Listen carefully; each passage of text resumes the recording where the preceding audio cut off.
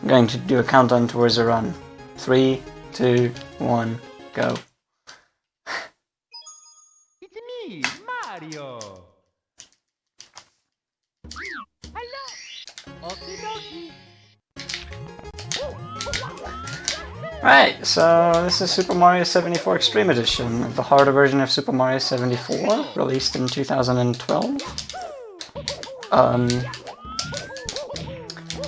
Basically this is like Super Mario 74. It's also made by Lloyd Miller, but like all the stars have been made harder.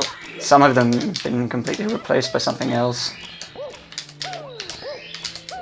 It feels laggy, and I'm actually kind of nervous right now, which is stupid. So in Super Mario 74, you would just get like 3 boxes, and you would climb up on the front side of that wall. Here in Extreme Edition, you would go around the thing, and in order to make you actually go around it, there are secrets on those boxes.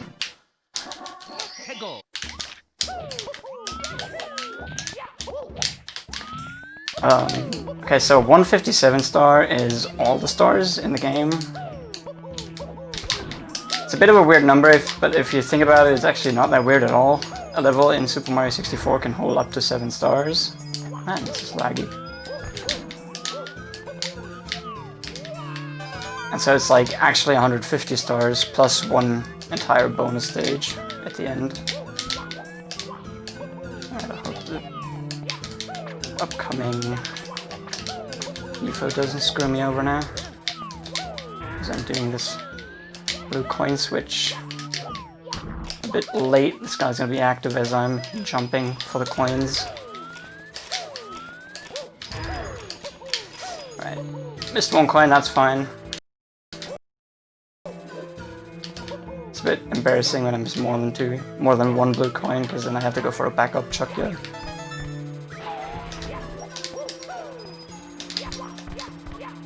I can miss that coin, but now I can't miss any other coins. The normal route here has 1 coin to spare. Because pole RNG is like this. Well, actually, often it's even worse than this. That was a bad angle. Still some more road to.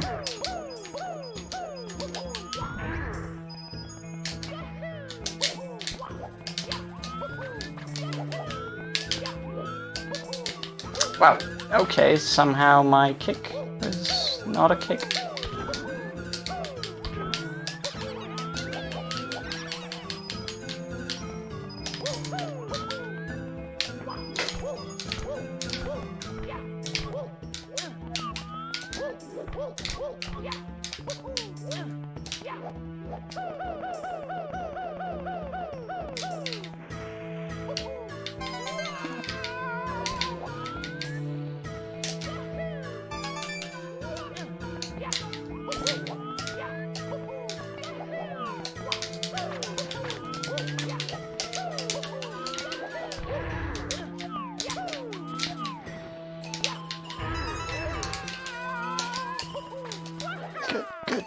Good. Alright, gotta climb this tower one last time. Grab 5 coins on the other side of it, which I'm using as a backup for the missed blue coin. One thing you'll notice in this hack is that there are a couple red coin stars in here that actually have red coins beyond normal star positions. That's because I think like the red coin stars in this hack are kind of designed as a final test on the level, where you have to show that you're capable of moving throughout the level and get everything done right. That you just have this sort of like consistency built up. You're not really supposed to go for the 100 coin stars first.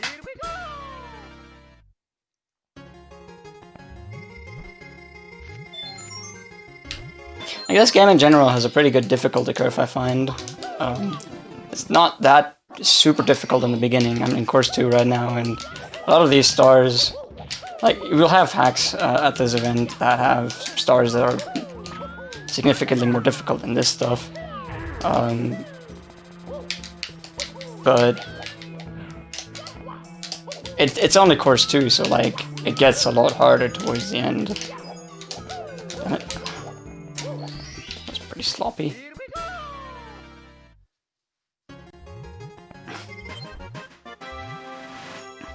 But then, like, even within the levels, the 100 coin star here is certainly the hardest star in the level.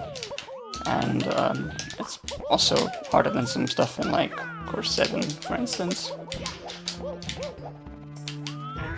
So, like, the difficulty curve sort of ramps up within the levels as well, which is especially noticeable in the final levels, course 14 and 15, Gordellosphere and Gordellosphere, where basically each star builds upon the previous ones, and it's just like doing what you did in the previous star plus some extra stuff.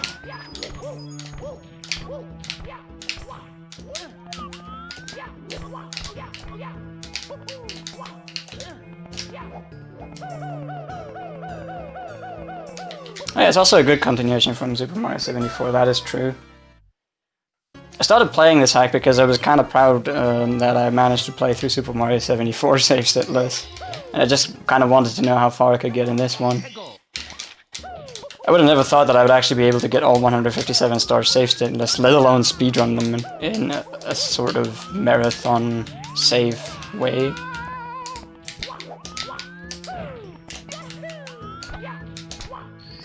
But yeah, here we are.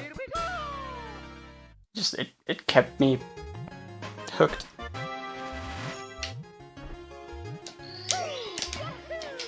Alright, so the next stage we're going to do is Metal Cap, because we need 10 stars for the Bowser 1 stage, which is just beneath us.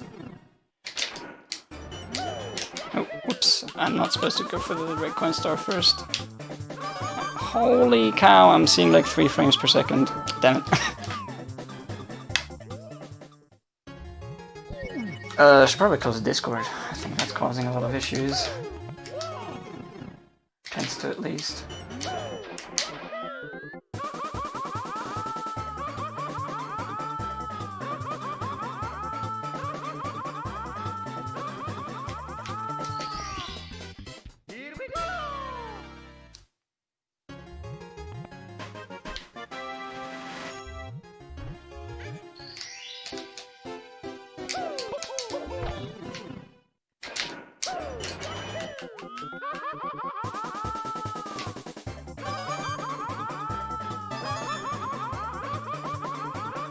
So that I just did in the overworld there with the menu, the really fast scrolling. I basically just carried over the menu timer from all the way back in Virus Vine, Miranda, in course 2, where you can hold a direction on the star select screen that actually does something to the menu, and it will increase the menu timer, like the fast scroll menu timer.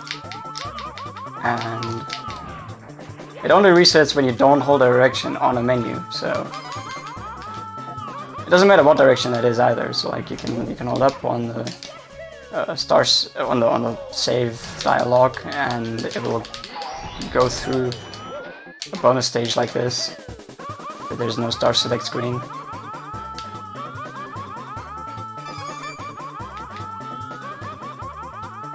And one thing I do specifically, which is like unique to me, I believe, this is weird.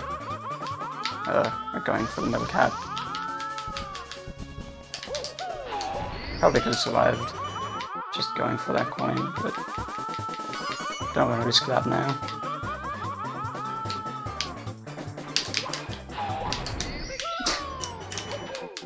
Is it title change? That's a good question. Not my responsibility to do that.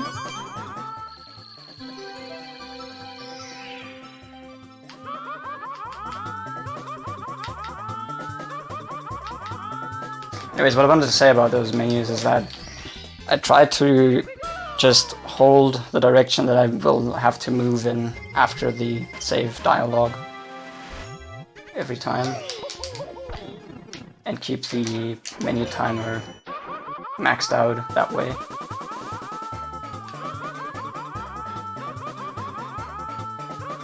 Sometimes I get a bit confused about it though, so like I still run the risk of save and quitting sometimes. The other day I did a save and quit in the second overworld and lost 7 red coins, which is... we're gonna get to that later. That was like the most unfortunate save and quit that I could have done. Still only loses like 2 minutes though, because it's really not a crazy hard star in any means, anyway. There's a 1-second time save strat that I can do by like hitting the wall instead of the floor there. While going upwards, but going for that, it's easy to overshoot the floor entirely and then just die. It's just like, not worth it in this kind of category, I think. Can be worth it. I go for stuff that actually isn't worth it in this category, but I do it anyways because gotta do something. Just because, I don't know, man. I guess I'm stupid.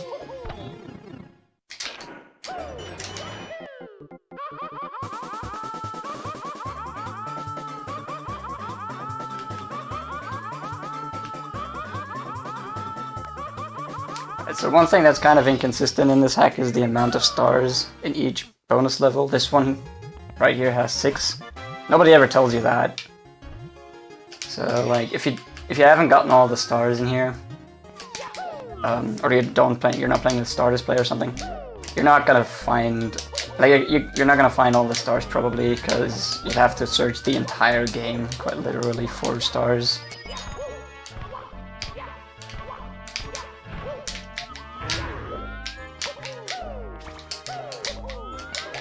What I have to do here now is red coins, and red coins is a bit of an ugly star because we have to climb this thing twice normally, unless we get a really cool jump. And lucky with that thwomp. I probably would have switched for another star. That guy had hit me. You can make it back up with that jump. That was actually kind of close. But it's like, it's really precise. A lot of the times that I'm trying this, I will just get kind of close.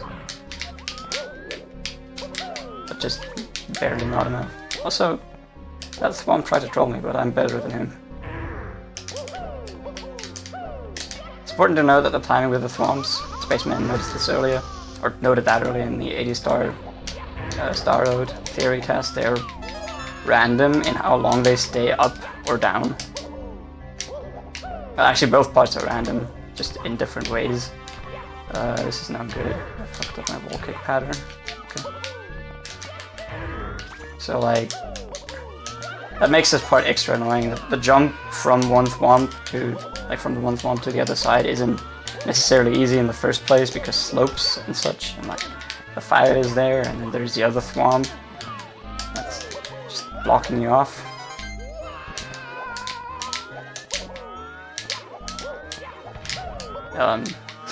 Good spacing. But like in addition to that, they're also random, and the cycles are just like guessing games.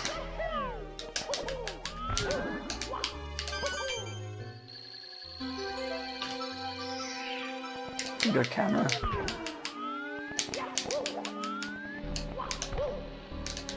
It's kind of unfortunate that this hack is old enough to not have the good camera patches. I guess it doesn't really matter to me because I really got used to this, like just playing in Mario Cam all the time. But there is like a patch for Aglap Cam that you can just apply to basically any hack, or most hacks anyways.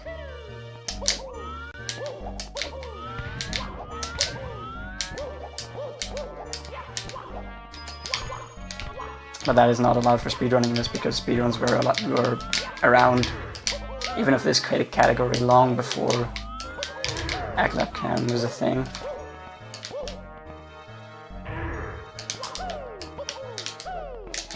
Super Mario 74 had signs telling you how many stars were in each level, but I don't think this game has any of those signs.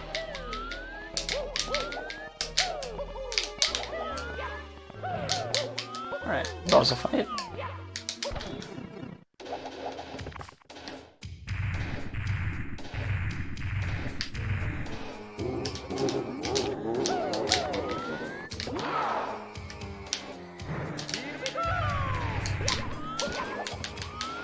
I like to do a glitchy Bowser grab here, which should make it easier to hit the bomb, but I'm a Super Mario 64 speedrunner. I'm good at missing throws. Well, actually, I'm not a Super Mario 64 speedrunner. That's why I only miss once and not twice, or 3 times.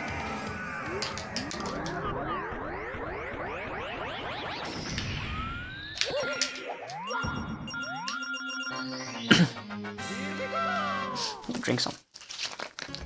Actually, let's postpone it to the next star.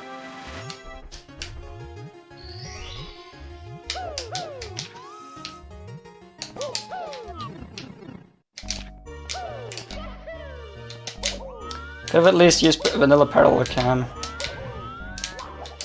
I don't think so, actually.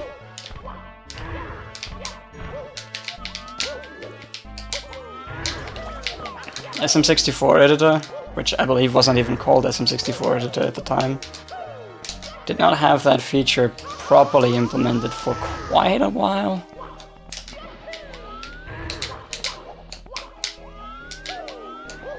If at all.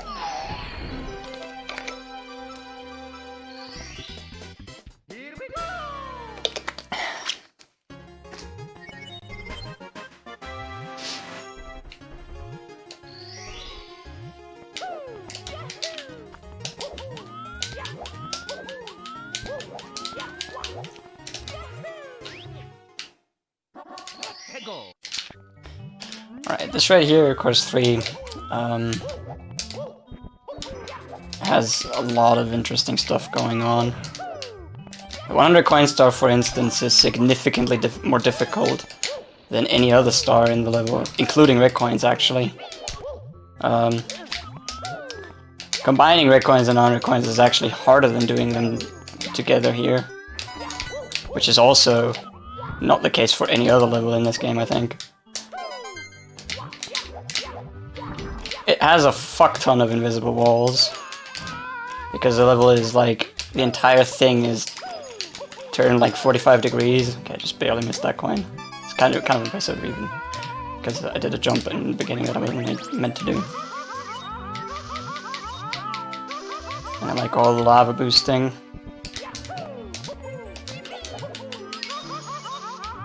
Missing one blue coin isn't so bad.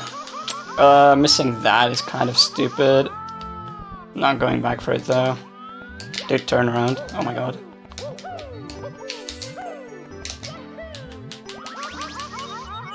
Okay. Have faith in the heart.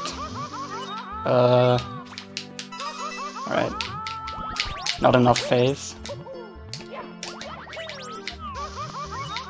If I had more health before collecting the red coin, I could have skipped the second hard. I normally do that in runs. I normally also don't miss 3 coins on the last lava boost in the other room. So, like...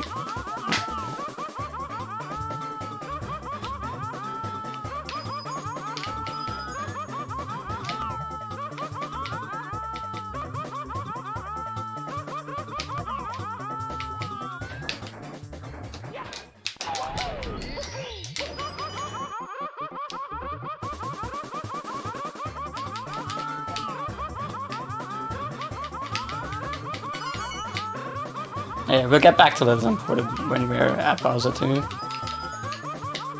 Because...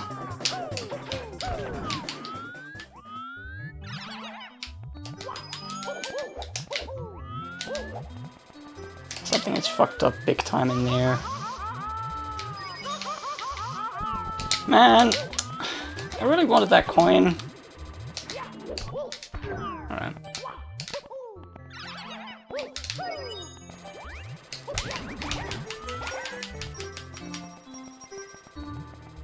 I guess it's fine, I just have to kill all the Goombas now.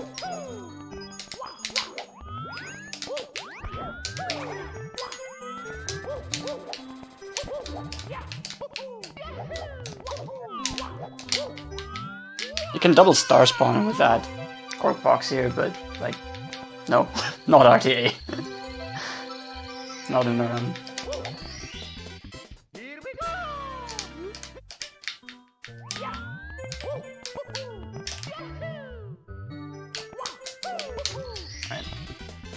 So I just skipped taking fall damage by jumping into the slope of that little fiery rock thing there. One time I jumped through that fiery rock thing, which was kind of scary, or rather makes this jump scarier than it used to be, because now I know that that's a possibility. That's good if I move a bit here, so I'm gonna do the alt movement. This loses like a second and a half. Just doing this movement alone. Plus the time loss from taking the lava boost earlier.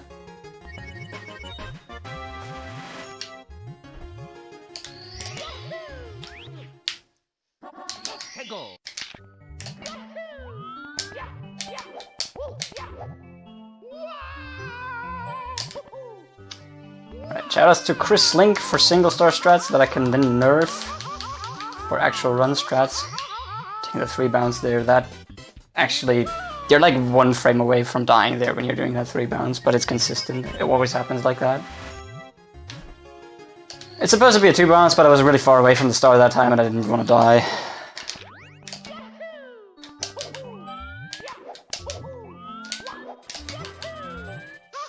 Could have also hit the recovery hard, but my angle was bad. It's like, ugh. Okay, this isn't great.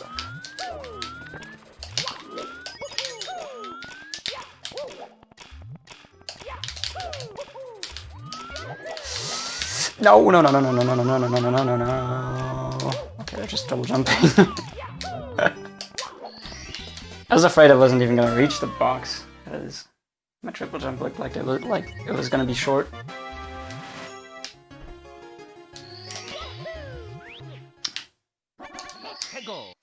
Alright.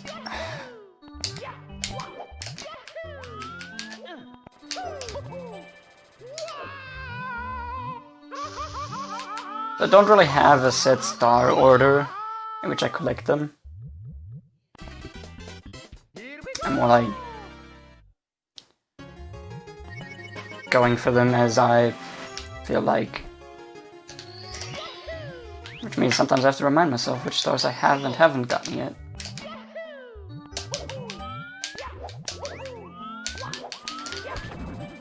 That was the punches.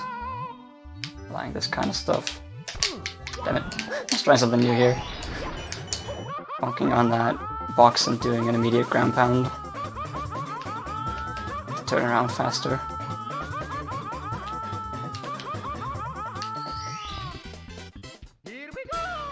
When switch this? I don't think the star is possible without using the switch.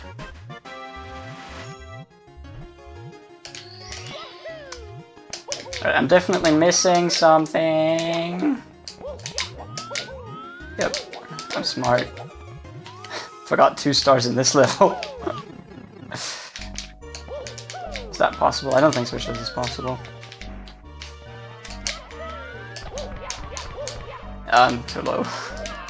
Notice that when I did the long jump was in the air for way too long. There we go. That is a consistent strategy that Cartoon discovered a couple months ago, I think. Where those wall kicks actually, they work out consistently because the wall projections, which is like an implementation detail about how walls work and how they actually behave, they just work out that way so that on the wall that I do my last wall kick on, you can go really far out on that arch wall kick there. You can just barely make it up with a lava boost. Oh, you mean for the upper end of the crater, yes. Yeah, you can do that, but that is only possible because you can go underneath the wall that you want to go up on. It's like, it's kind of a gamble in real time whether you get that or not. Alright, second overall time. Eyeballs. Everyone hates them.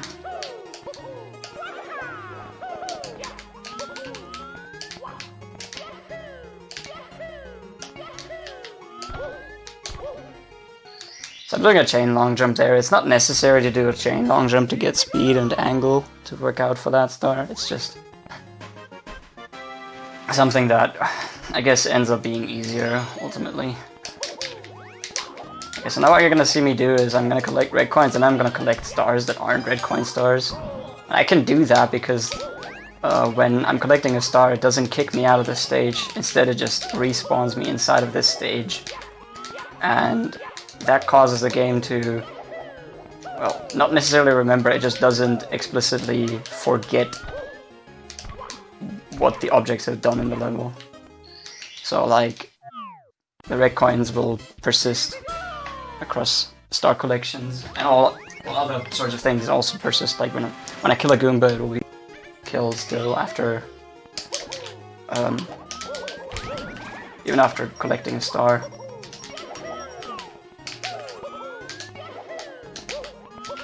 And I could kill these eyeballs, which, if you're beginning with, if you're trying to start out with this game, you should definitely do that.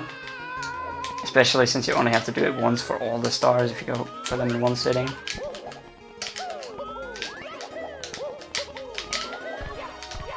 But we don't have time for that, especially since killing them requires a bit of a technique. And you're gonna see later as well in Acid Peaks, where you get hit by one of its projectiles and you have the projectile knock Mario into the eyeball instead of away from it. And then you just make a small circle inside of the eyeball to kill it. Because realistically there is not enough space to really run around them, even though it should be possible in theory.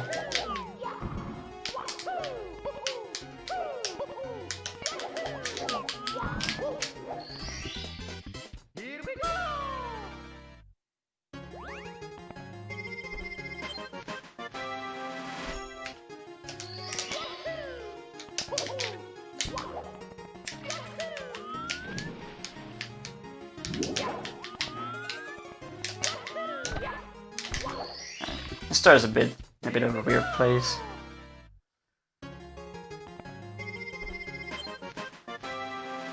Did I miss any red coins? I hope not.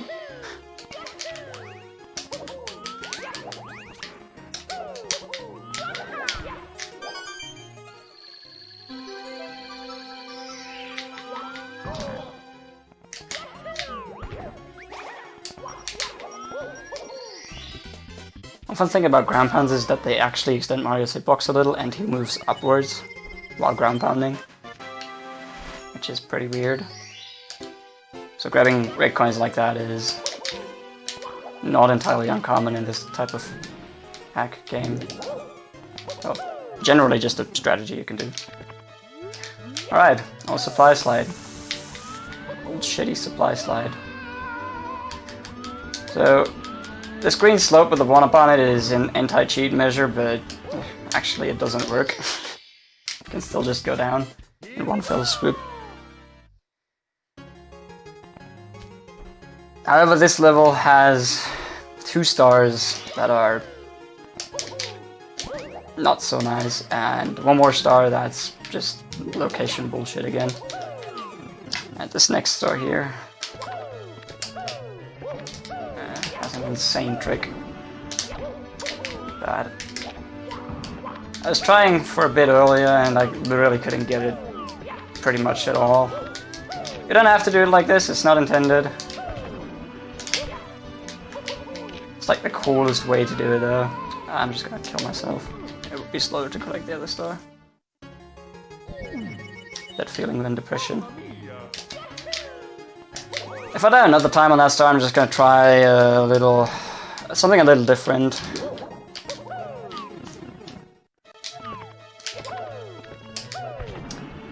Man, this feels laggy today. I'm not sure what's happening. It's not something I would be able to see. It's just like it's definitely on my end, but I have no idea what it is. Oh my god.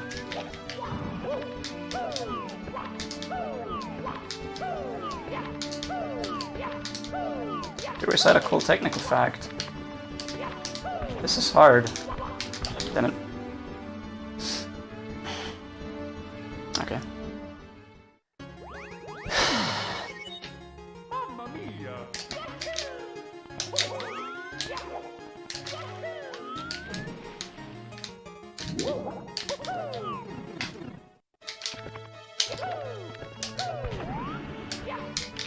Damn it!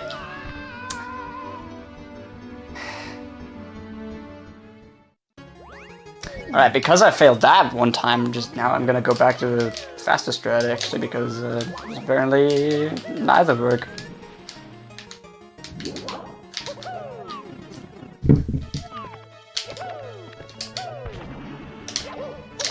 Dude, I just can't get the firstie. That's the problem at the moment. I'm just not able to press A twice that fast.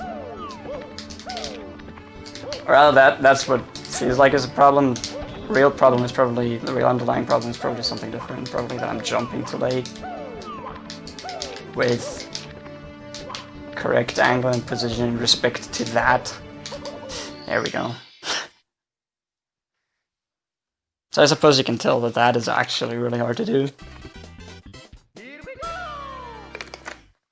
And if I do spend enough time on it, like whenever I do spend enough time on that strategy, I can get it semi-consistent in runs.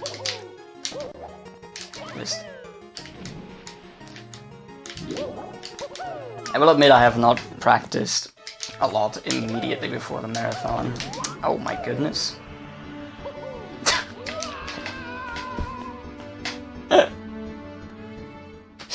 That was interesting. Yeppers!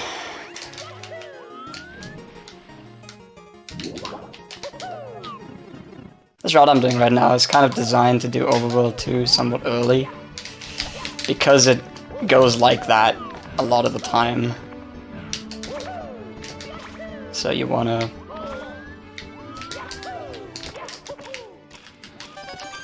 get here as early as possible so you can reset as early as possible, reasonably. This route is actually by Cartoon Buffoon. Basically. What am I doing? I'm doing it right, that's what I'm doing.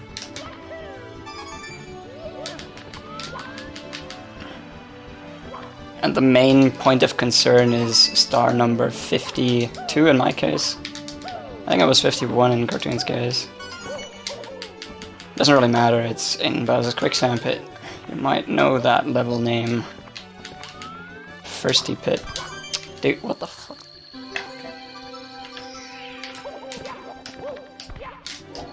Oh yeah, that strat to get over the wall absolutely requires a firstie.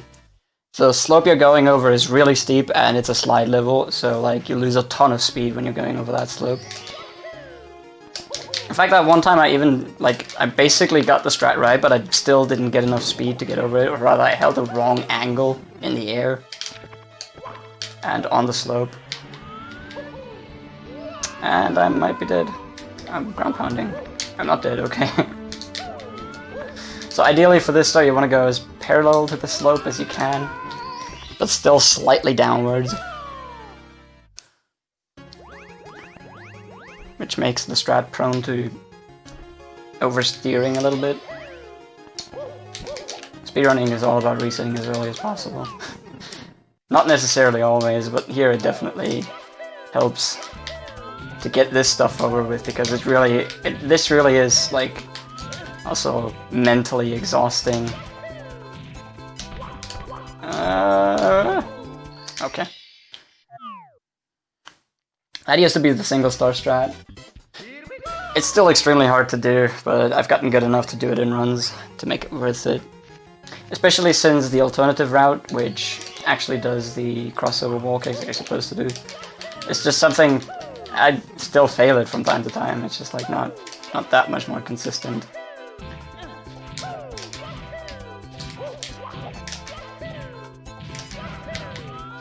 It's just a lot easier to learn the intended strategy.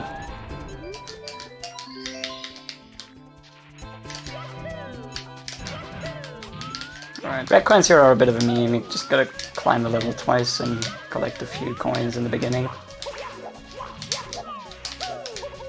At least we get to see this beautiful structure.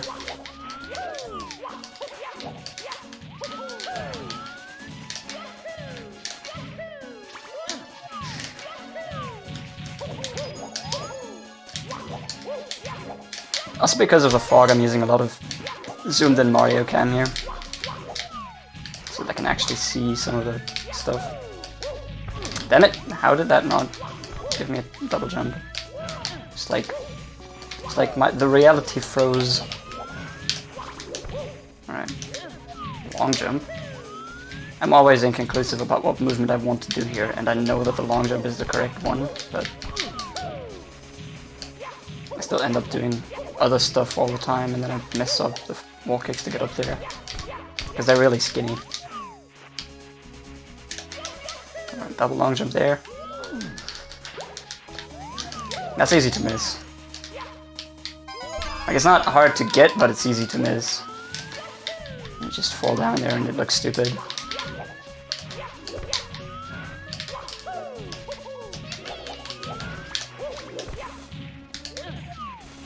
Slow gives you brain damage. I'm hearing that a lot. I guess I'm just used to these kind of sites. Not only from playing this, but also from doing graphics programming a lot of the time, and boy, the kind of images you see when you do graphics programming, some of that is a lot worse than this.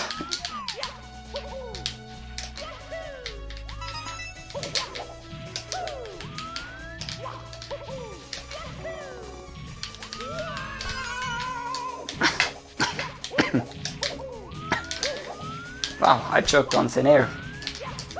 That's a thing only speedrunners can do. What gives me a headache is what these Chuckies are actually doing. Chuckies are not RNG, other than where they throw you, but I still have no idea where these two are going.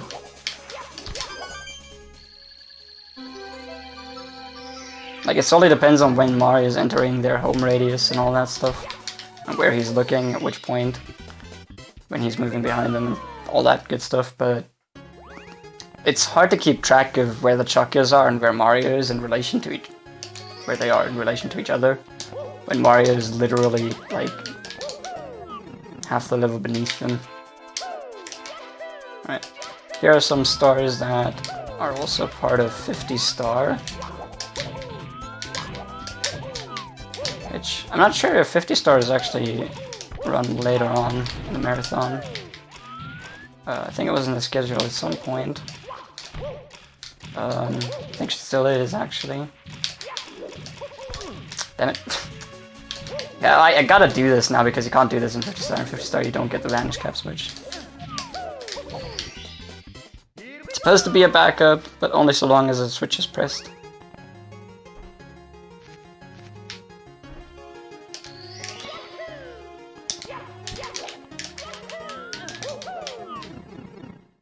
Technically the vanish cap box jump is actually faster from the get-go, but it's also harder, I would say, and it doesn't really save much, and there's like no good setup and all that stuff. Okay, I didn't mean to zoom in and find my texture setup for this, but I did. There's like a texture seam right there that is really hard to see, but it also indicates where the box is in case you do see it. Like, I need to jump there without the setup, but zoomed in on accident and then side. And I said I thought I'd say hi to an old friend.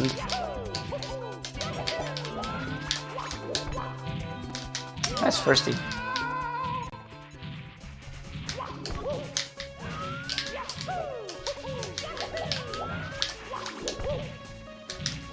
Can you stop firsting? The only reason I can even tell that they're firsties in the first place is because those angles with those control stick movements should have absolutely made it. Alright, cool. We're doing this kind of clowning around.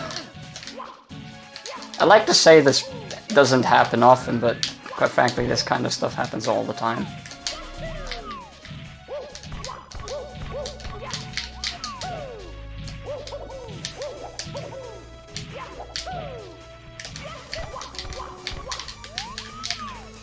Alright, another double long jump, gotta land on this.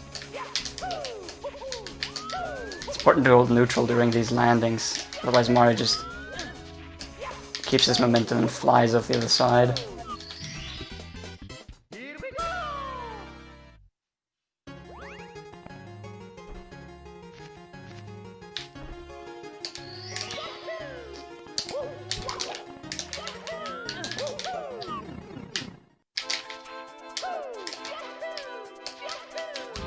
Alright, one more star. This one's like on the verge of being in 50 star at a top level. Damn it.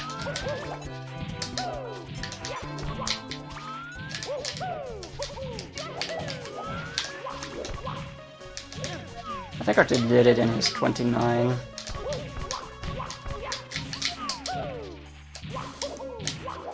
$29.59, I think it was actually. I think the closest you could get to 30 minutes while still being under it.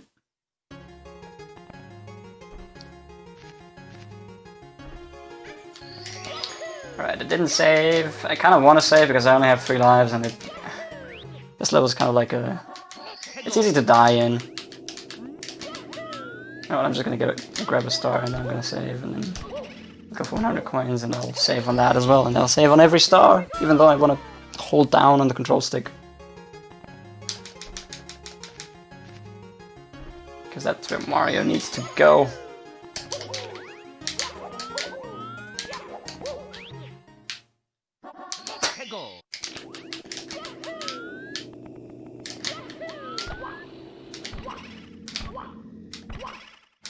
This 100 coin star is interesting in that if you want to do red coins and 100 coins, you have to get all 100 coins before you get a single red coin. However, I'm still gonna try and do that.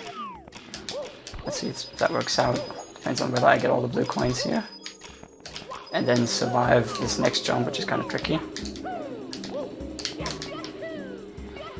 That should work. Good. And the reason for that is that once you start collecting red coins, you're on a shell, and leaving the shell leaves you above quicksand, where any of the red coins are anyways. So you can't collect the 100 coin star and not die from the quicksand. That's just not possible, as far as I know. There may be like a theoretical task-only way to do it with like a million firsties, but you're gonna see in a moment how that looks, how that doesn't look, because I mean I'm not going to do something that's not possible. I mean you're gonna see why it doesn't work. Oh damn. So I might want at least one more coin here from these two. I guess I can get the other one as well. It doesn't blink away. That doesn't normally happen if they just... Like normally those coins from the crazy box scatter less.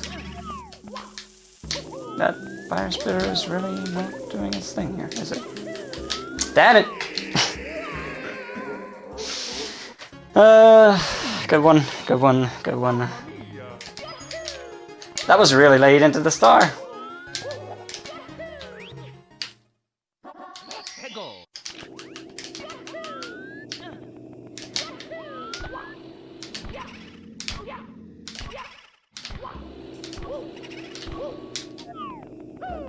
It didn't die as much. Well, thanks.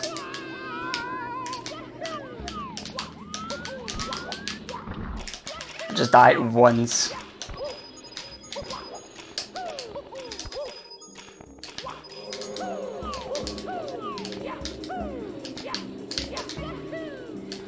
Alright, should still work.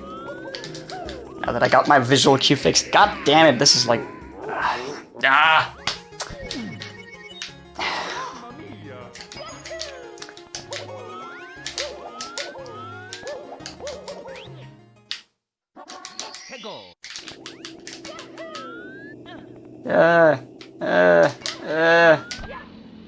Making weird noises because I'm not really trusting my control stick right now.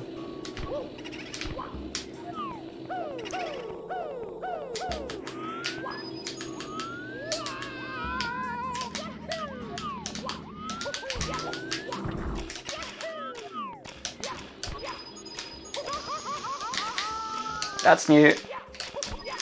Okay.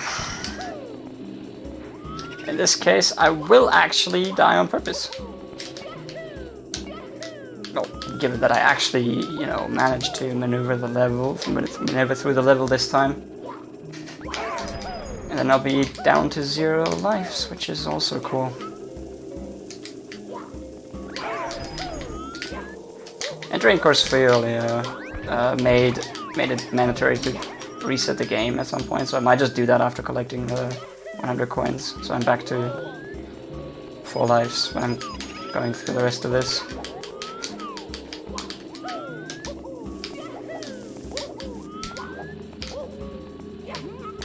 Or I might try to go through the rest of this, and if I do game over, then so be it. See, this is not normally what happens with the crazy box.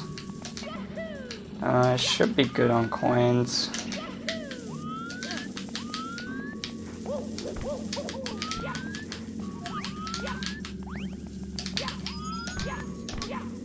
What is this angle?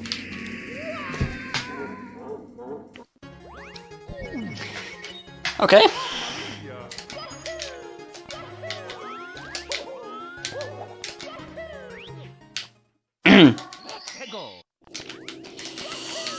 Trying for content.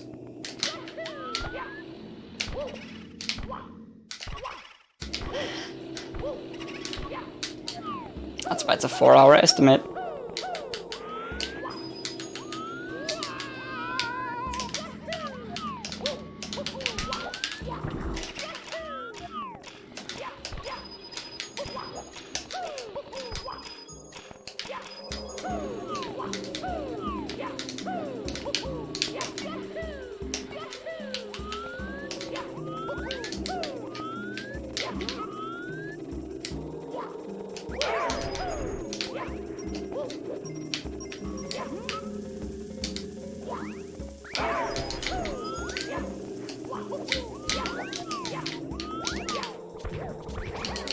Marathon luck. You know, it could well be that this happens on this stage, and then I'm doing like Gordellosphere perfectly. It could happen. I'm not saying it will.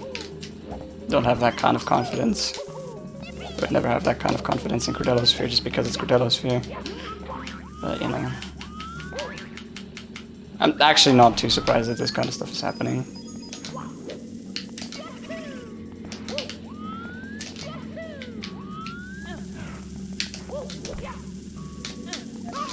Alright, that was scary and stupid in 2 seconds.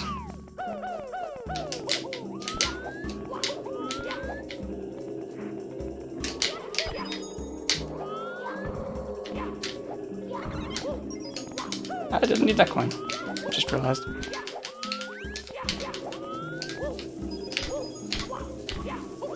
Hey.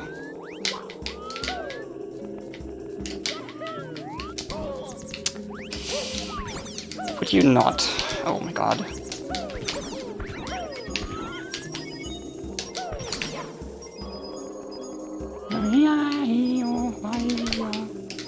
And there is a 10 coin box over here.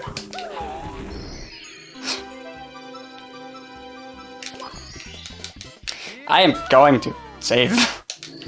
I was instinctively going to like hold right on the control stick. Hold right on the control stick, yes. To not save, but after that disaster, I'm totally saving that star. No matter what. But anyways, this is like why you have to do red coins. Sort of separately from other coins.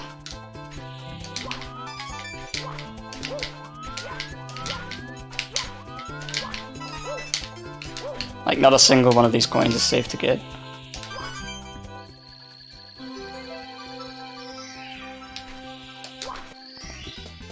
Here we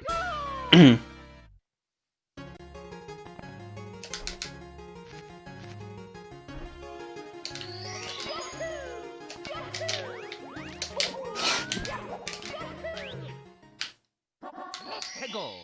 Yes, this is an atheist stream now. God was banned.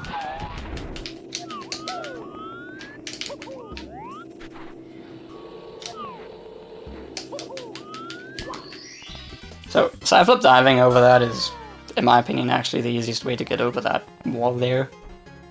And what I did with the slide kick was I slide kicked into an unreferenced wall, where basically what happens is that within a single frame Mario's hitting 2 walls at the same time, but it can only keep track of one wall that Mario should interact with in certain ways, such as bonking. And it happened to be the wall to my side and not the one in front of me in the processing order. So like it can just like slide kick into that and hold into the corner and you'll be fine. You just drop down all the way.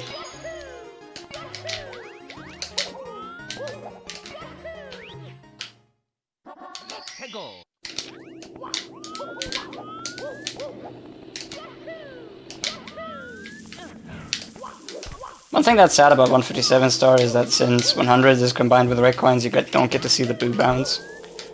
That is not a good angle.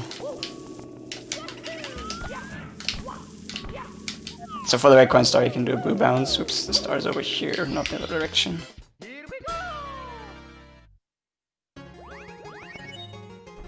Extreme edition. Yes, let's go.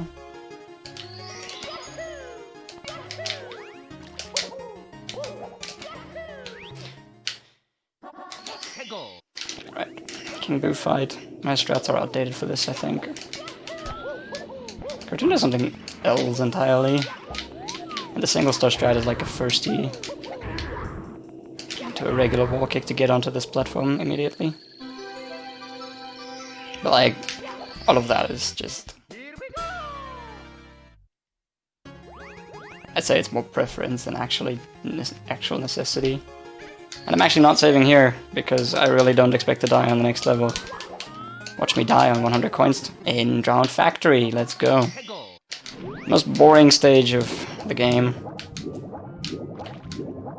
Perhaps. The biggest disappointment, because this was Haunted Factory, of course 5. Is one of my favorite levels in Super Mario 74. It has such cool platforming. And here it's a water level.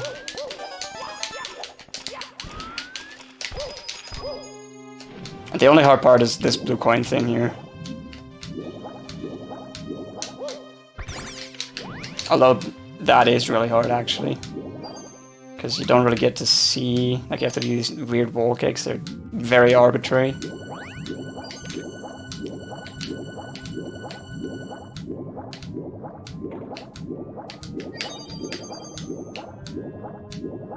And now it's just swimming for like 5 minutes.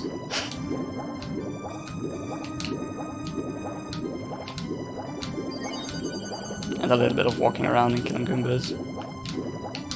And swimming through walls like that. Cause walls underwater. They're actually super thick. They're like 110 units thick as opposed to 50 while on the ground or midair. So that Mario stays away from them properly when he's like swimming into them. But the game only does a single check per frame, as opposed to 4 on every other, during every other kind of movement. Rather, it's actually 5, but like one of them is basically always the same because one of them is with no movement from Mario's speed during the other steps. But like, because of that, because of the walls being super thick, and Mario only doing 1 check per frame, you can clip through a ton of stuff underwater.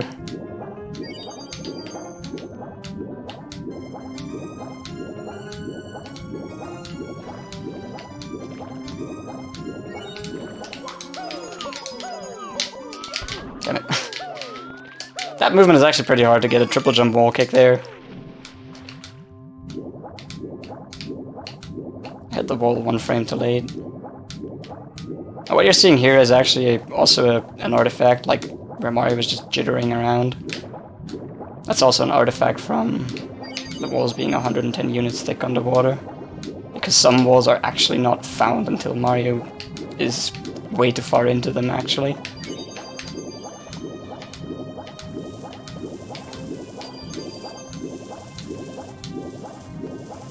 It's like you can tell that swimming in Super Mario 64 was just an afterthought. It's not really integrated into the engine very well at all.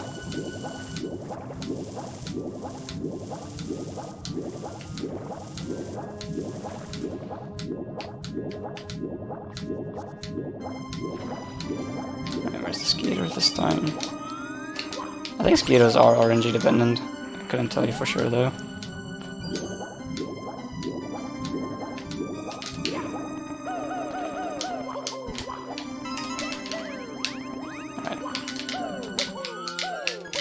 Like I mentioned earlier, a lot of these levels have red coins beyond stars, and right here is another instance where we'll see that.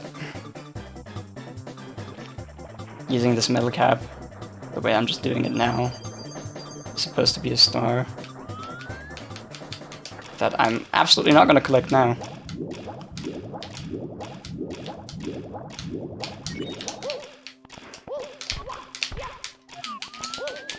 I am, however, killing this Goomba, and if you're wondering why I'm killing Goombas to get individual coins, then, well, what I'm trying to prevent is having to kill the other water skeeter. Which I would have to kill if I didn't kill all 3 of the Goombas, because this course is a total of 103 coins. Which makes both blue coins mandatory, by the way. Which is also why, even if it wasn't so fast to get to the blue coin switch now, I'd still do that first. Just because it's the easiest thing to mess up. And I still frequently do in runs. So like, when that happens, I want to do either the backup star, or just like pause exit and retry immediately. This looks like helpful blind pairs, yeah, it absolutely is.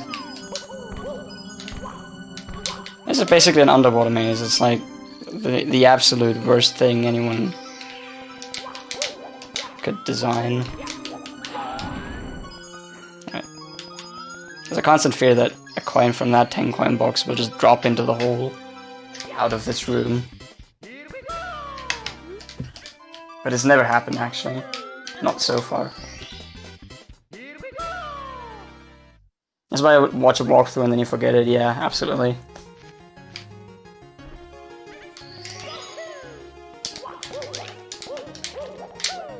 Or you just ignore the stage. I mean, you can just, like, not play this stage. Just, I don't know, get 125 stars that are actually kind of decent. Beat the game that way, call it a day. So yeah, wall shenanigans again. I swam into an open corner. And, got a double-sided wall push essentially, where the wall that pushes me towards the star is essentially more dominant in a way. I can't explain all the details just now, but like just know that that corner is basically really fucked up and you can just swim in it and flip through. That is not going to work. Well, kind of.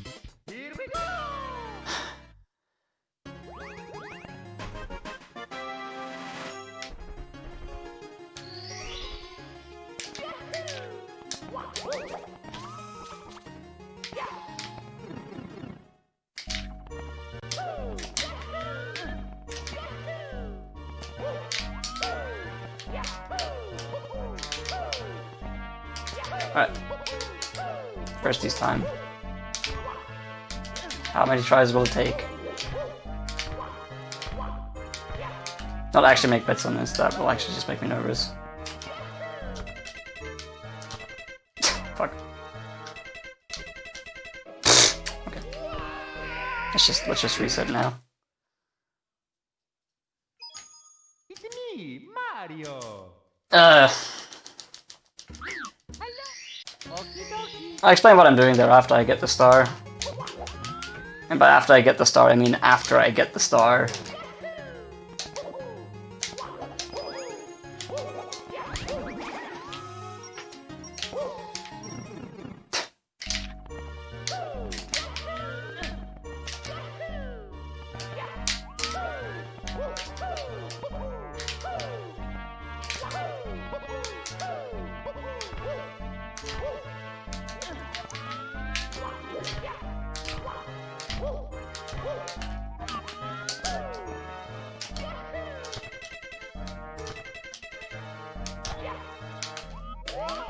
No, that was not the result I expected.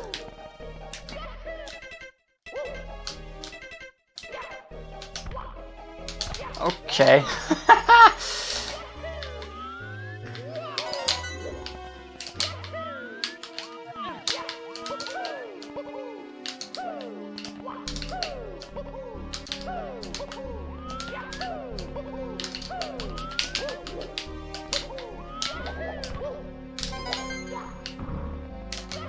I'm not sure if it's just my eyes not being used to this anymore, or if my emulator really is like skipping frames right now. The gameplay feels normal, it just feels like I'm not seeing half of the frames that I should be seeing, which is kind of bad.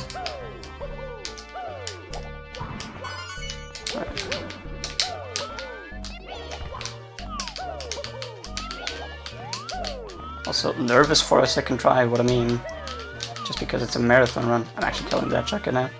Messed that up too hard. Normally I wouldn't kill that Chucker in runs anymore, but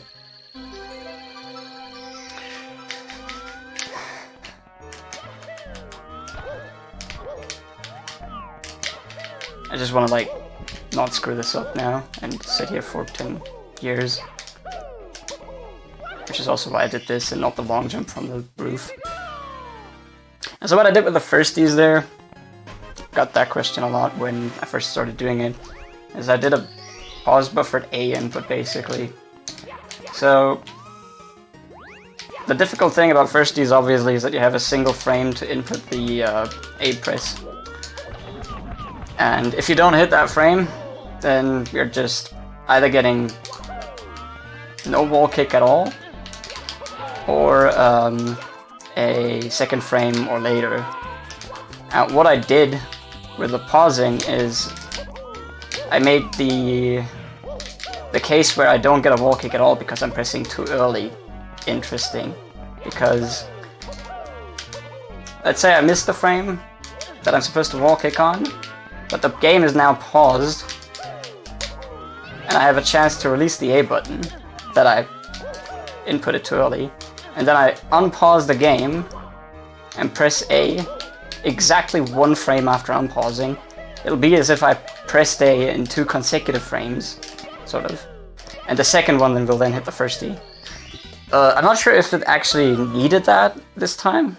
I got the first 2 firsties right away, which is always kind of scary. But I think on the way back, I needed it for both firsties actually. So like that makes the firsties a lot more consistent, but it doesn't make the star free by any means. Alright, I'm opening the cannon here. This is not necessarily, technically necessary. Gee, can I say that please? It's not technically necessary to do this, and it loses time, because skipping the cannon like you would do in 125 star is actually faster than using the cannon anyways, but given that there are more pressing issues when entering this stage later again, I just want to have the cannon open so that I can focus on the important parts and not have to miss cannon skip a dozen times.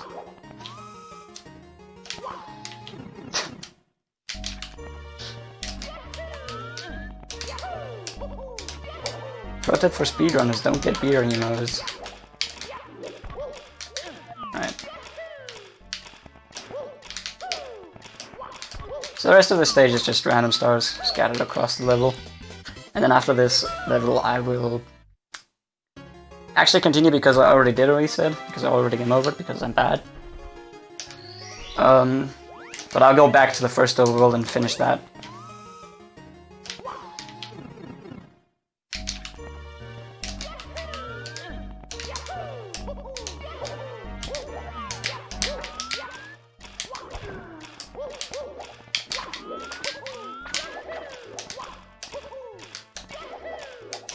Oh my, that's not what's supposed to happen. Landing on the box, as you can see, is possible from the triple jump. Normally it gives you just a bonk on the box though, and it is what I go for. It's safer to just go for that, because relying on landing on the box is, I don't know, not something I want to do.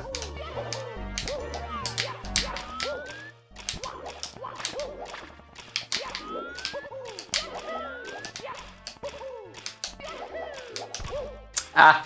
Oh my god. I was overthinking it now, because I just messed it up in a different way. That's not uncommon either, by the way, that whenever I make a mistake, I'll just follow it up with another mistake at the same spot.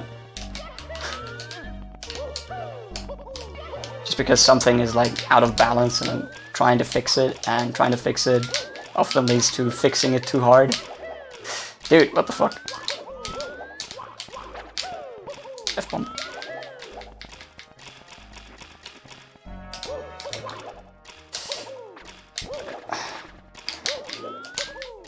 Funny thing is, this is usually not even the part that people complain about. The freaking boxes here. The part that people complain about in this star is the shell. Which I understand why, because what we have to do now is this somewhat deceiving slope section, where if you go too far backwards, you'll just be popped through the slope. Which is because they're so steep and the walls behind them extend.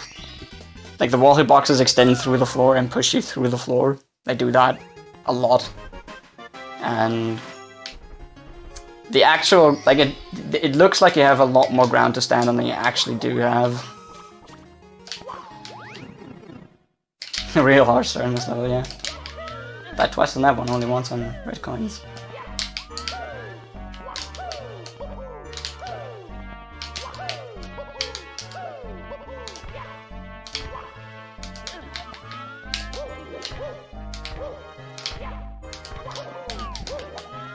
Alright, so this star down here sometimes serves as a backup when the firsties back from the red coin platform don't work. Didn't have to deal with that today though, so that's good. These boxes are worse than the shell. This is actually a side level, so you can exit course here, which is kind of a weird detail.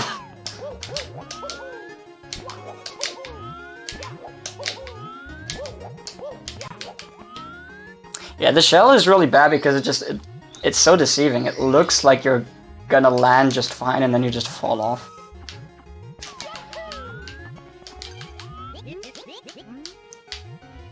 You can look at what the collision really looks like in Stroop, the program that Panin made for looking at Super Mario 64 at a technical level, and you'll see that it looks absolutely screwed up.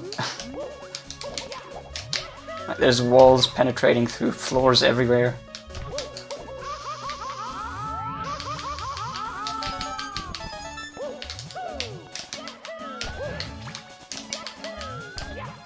And walls always take precedence over floors and ceilings. The first thing that happens in an airframe, and Mario's in the air, is that the game checks for floors, and then not for floors, for walls. Sorry, and then like if it finds that there's some wall that Mario collided with, he will collide with that wall. He will be pushed by that wall, unless that ends up being an invalid position, like inside a ceiling or out of bounds.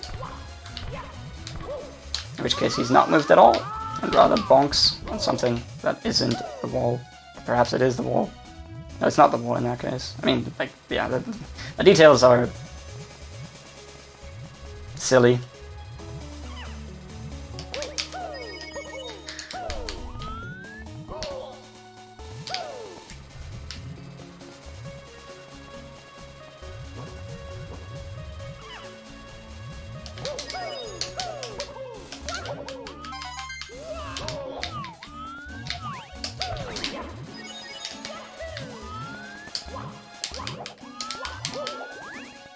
I have a bit of a hunch that there were other reasons why the second overworld is a side level though.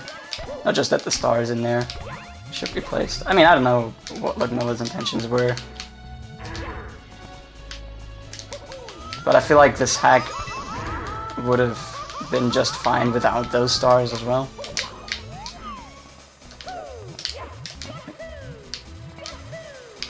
That Hifo, depending on the timing, can be a real dick sometimes. You can just like occupy the entire space on the platform and you cannot jump for that coin. And me being a stubborn speedrunner, will go for that anyways and just find that it doesn't work.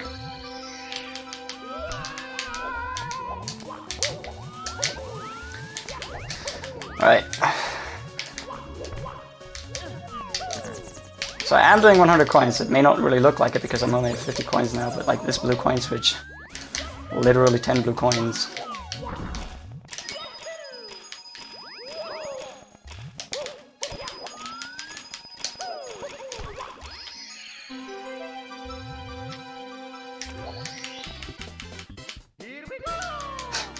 It's funny because like, I think multiple 8-star patches were created around the same time. One of them was by me, actually.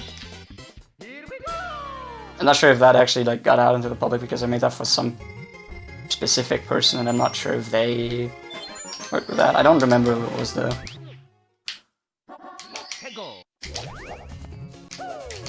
Alright. I forgot to do the stupid star that I dive way too much on. Whatever. Look at that double jump! It's so hot. It's like, kind of not really that hot, but...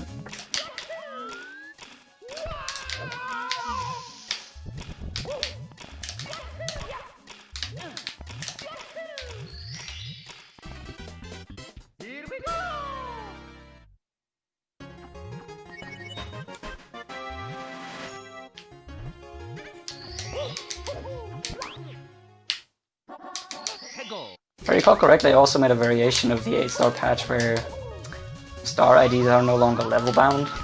Right, that worked out first try. That trick is like, I don't know, it's not super hard what I just did, but it's something that I tend to unlearn a lot. Like forget how to do it properly a lot.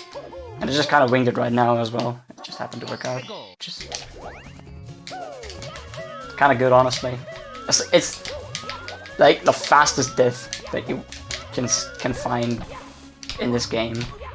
Missing that star. Right, here we're just doing a lava boost because that's easier than dealing with the thwomps.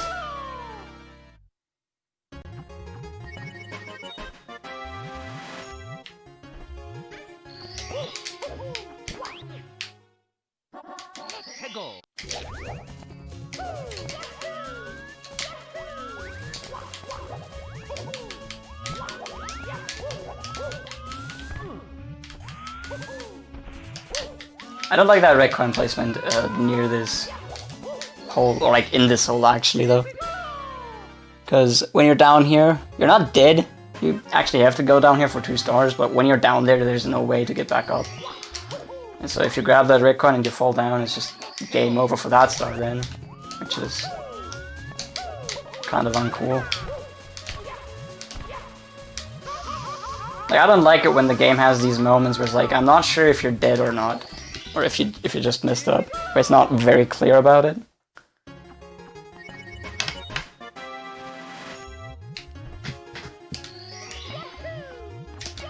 Right. Melting Ice Crystal Tower, course 7. This is one of the hardest stages.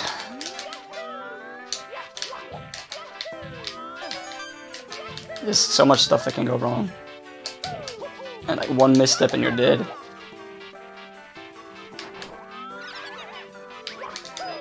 Also, the 100 coin star here is pretty RNG heavy. Oops. So heavy that I can't hold it. Hey.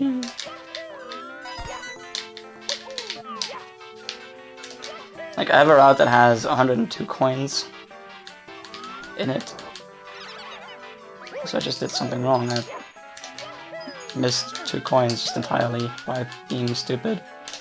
I want to go back for that 1 coin I just left there, and I'm supposed to side flip over here to grab these 2 up there.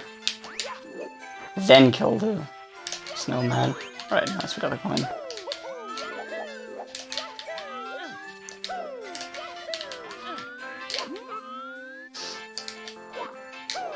But yeah, like if more than 2 coins fall down, and that includes a wooden post at the edge of a platform, then I have to climb up an extra set of platforms. Where is the coin? Jesus, that was close. Oh, Lost all my momentum. That was also not intended. Alright, blue coins. These blue coins are fortunately relatively easy. You don't have to do anything crazy like do that ledge grabless or anything. Also gotta love the sound that it makes when two switches are active at the same time and one of them is expiring. So far we've missed no coins due to RNG though. Or rather we've not missed any coins. Whether or not that would be to RNG doesn't even matter. What does matter is whether I live or not. And I would prefer the first option. That is new. I have never seen that happen.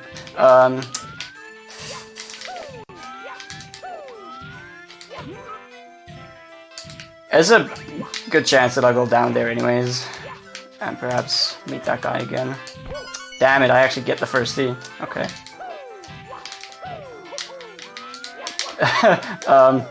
Well.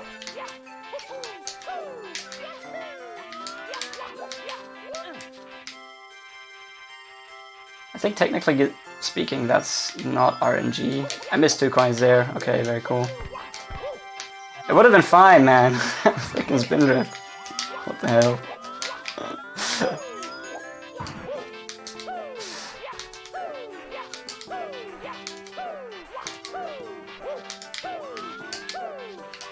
It's just a spin drift though. I have to do like a small extra climb. So I lost 3 coins from that.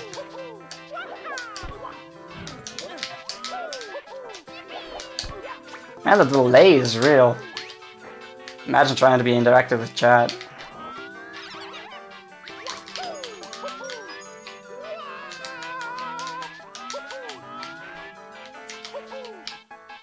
Oh my god. I'm butt sliding.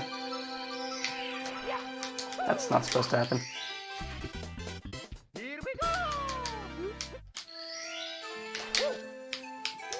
Oops. That also never happened before, but...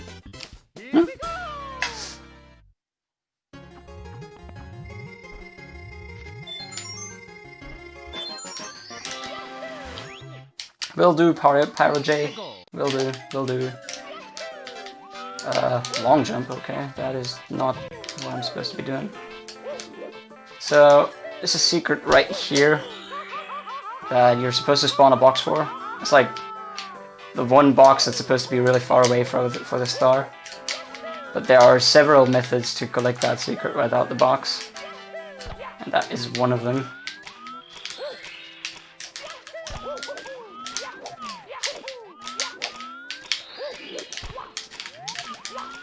The star is really intense. In case you couldn't tell. And there's also a box for this one, but it's actually just easy to long jump. It's like a slanted box, and you're supposed to be like doing a triple jump or something on it, but... Even in a casual playthrough, you just long jump for that. The box is more like in the way, and it doesn't even manage that, so...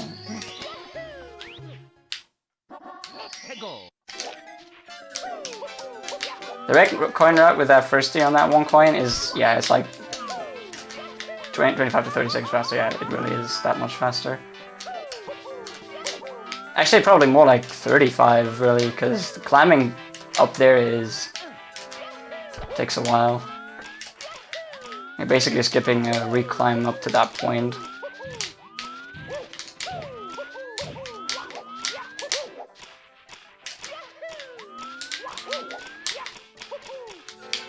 Depends on how fast you go, how fast you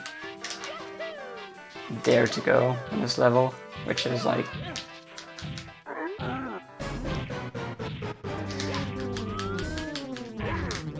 You have a few choices where you can go for like a 1 second time save here and there. Alright, this King Bomb fight is obviously a bit strange, and I'd rather lose a cycle and not fall down.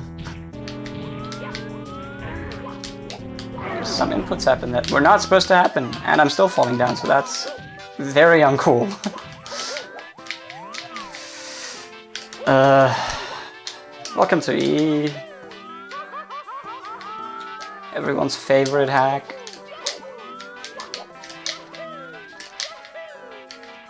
I'm really struggling with my control stick today. Like, I'm not getting the right angles, I'm not getting anything right. Got some dead zone problems just now. Here we go.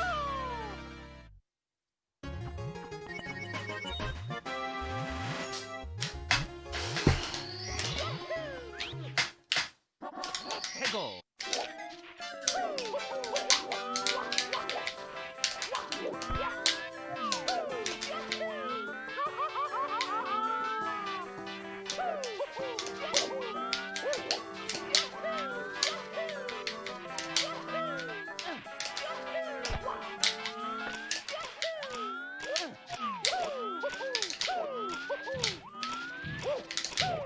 Oh.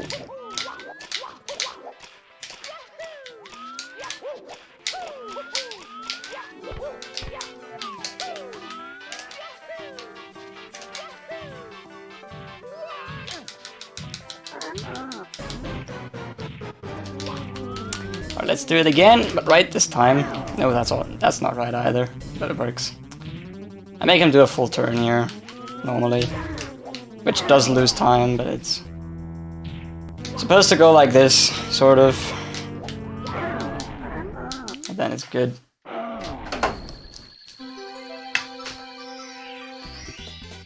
Here we go.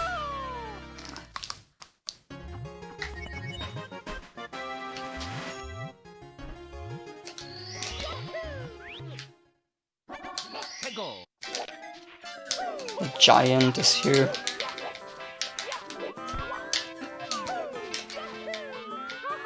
It's a good star number.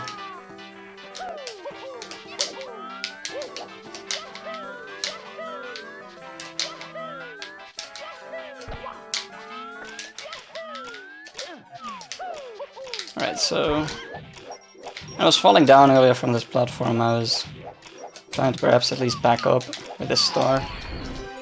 Even that didn't work. Oh.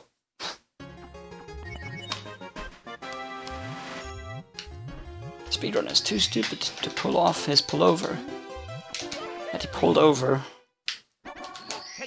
before he began the run because he was being cold, and now he's sweating because the run is intense and it's... Yes.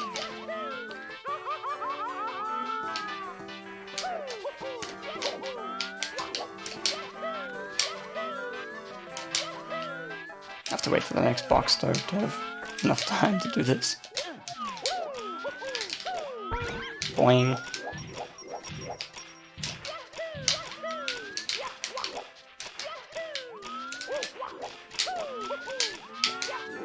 Wait, wrong direction. Actually, what the fuck? The 3 wall kicks instead of 2. Suboptimal reset!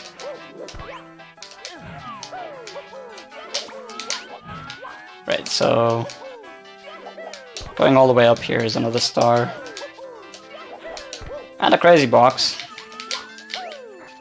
That would have gotten some action if I had gotten reverse RNG on top of having the Spindrift fall, which isn't RNG, by the way. Just like, similar to Chuckya's, it's really hard to predict. In fact, it's even harder to predict what Spindrift will do than Chuckya's, but technically it is possible. Alright. Only dive one time.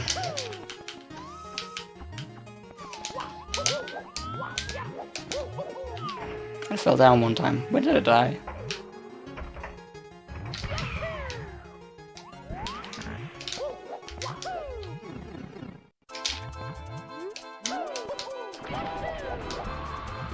Okay. There's a star in the lava here. We can grab that after pressing the wing cap switch, so we don't have to go through the text.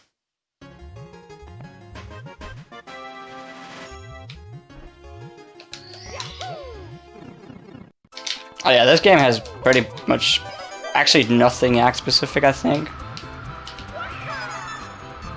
Which is really nice, because act-specific stuff is just so... It was already confusing in vanilla Super Mario 64. I remember being like a 12-year-old kid wondering where the frickin' shell in Lethal Lava Land was. It took me literal years to figure out that it happens to exist only on mission 5 and 6. Because apparently you're supposed to use that shell to get into the volcano. Also, this is great design. Freaking coin, you're out of bounds. And it's kind of hard because out of bounds pushes Mario down while flying. Which is obviously not necessarily the direction you would be wanting to go in that moment.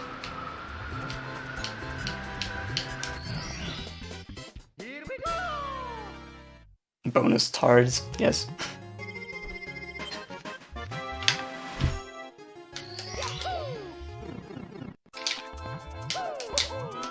Oh, I'm doing the old strat apparently. I didn't know. There's a faster way to get up to the top of this tower by climbing another tower and then flying a little bit. Yeah, the tower, like, that's the one that you see on the bottom right corner. It's less steep, so you climb up faster, and then you get a triple jump at the end to gain more height.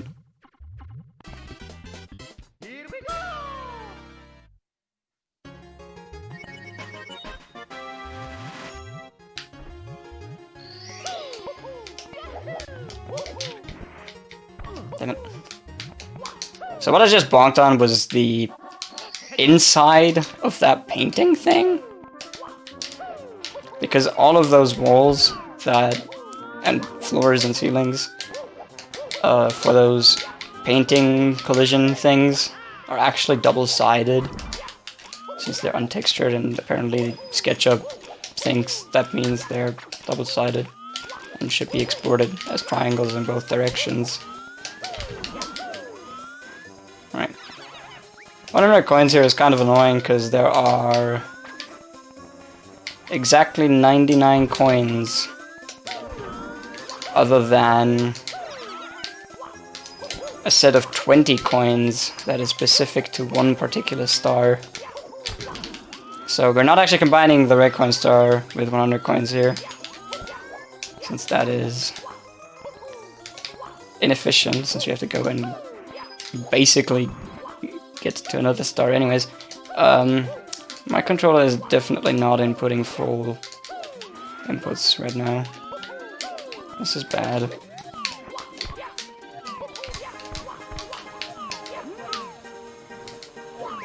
In addition to that, my current route is set to collect 3 extra coins, and I'll very explicitly collect these 3 extra coins up here.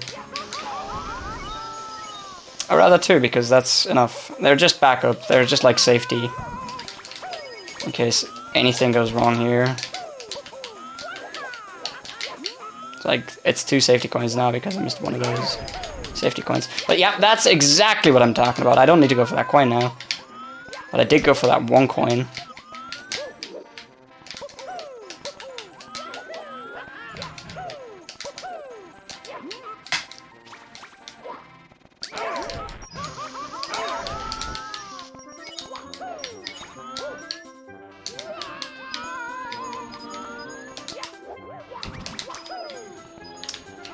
And we've got a wooden post here again.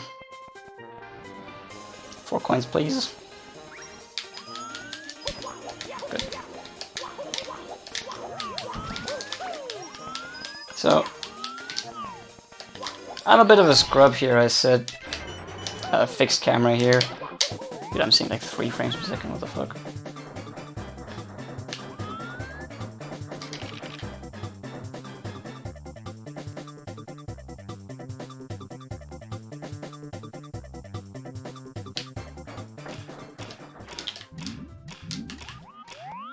I had a lot of speed for some reason. So the camera can be very awkward here in my experience. Alright.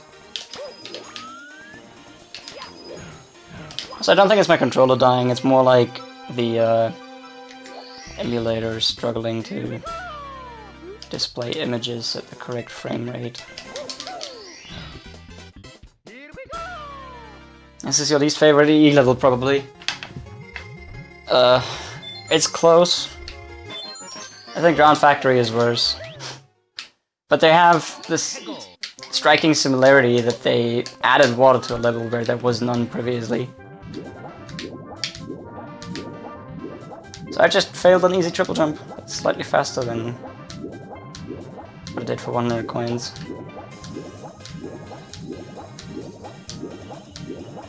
The camera is really bad here, yes.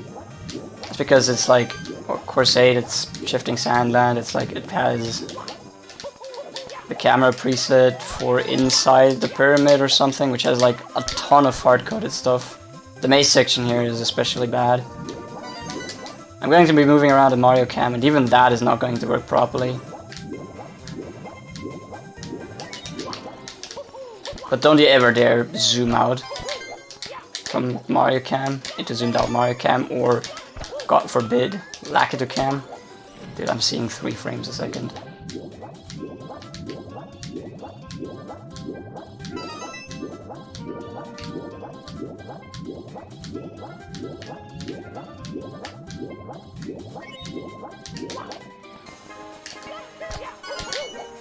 Actually, I think I brought this on myself with OBS settings. Now that I think about it. Should have tested this more.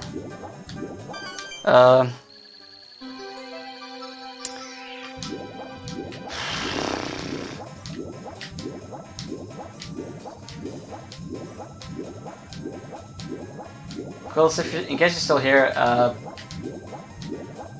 perhaps I want to,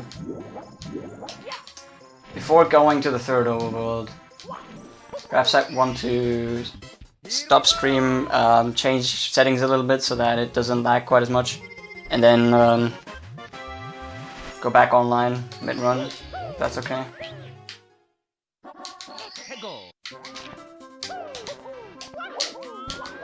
Like, I'm getting some really inconsistent frame rates sometimes on the actual display output. The game's running fine, but it's like...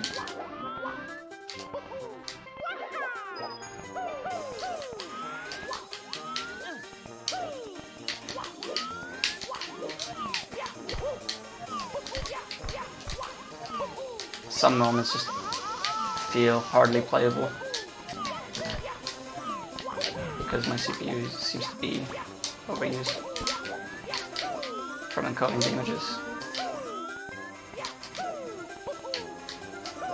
Damn it.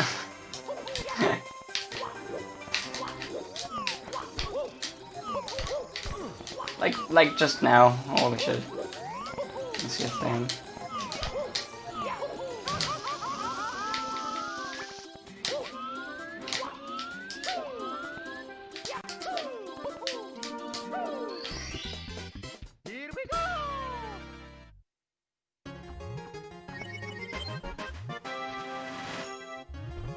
Can I change OBS settings on the fly? I don't know. Perhaps you can. I will try. I thought it, like, for stream-specific stuff where it's about the encoder, you wouldn't be able to do that though.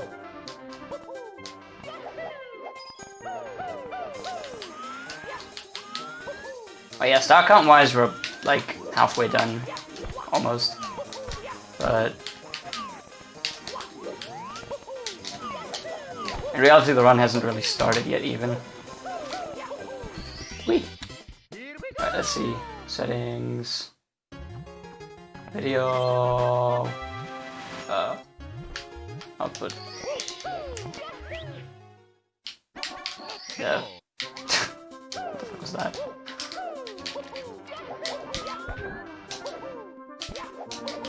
Right, pyramid. There are so many strats for this star. What you're supposed to do is crawl on this. That's like the last thing anyone would think of. It's like the...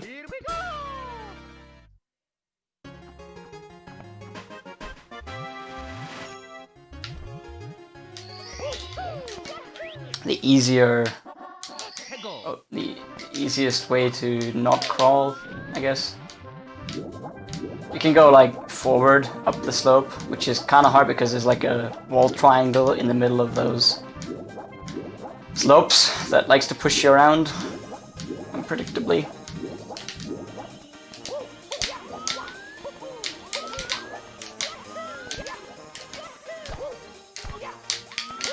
So I don't know what it is with this star in particular that I'm doing right now, but like it has something.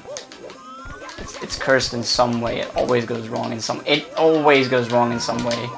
Not even kidding. Like that is the first time that happened, and not really the first time, but like that's not something that happens frequently. It's just something stupid on the star happens all the damn time, and I'm not kidding. Like this is how it happens all the time. This star is so bad. I don't get it. It's like it's not even hard.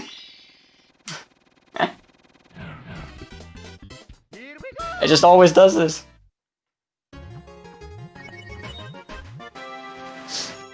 Anyways.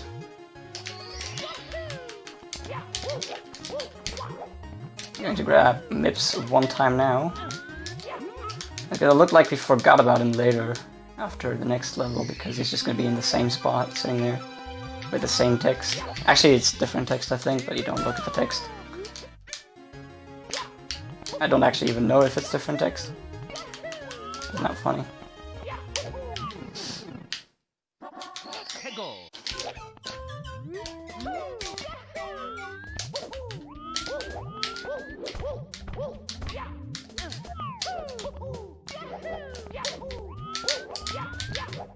Also, I'm noticing that I'm having like the most inconsistent bitrate that I've had in a long time.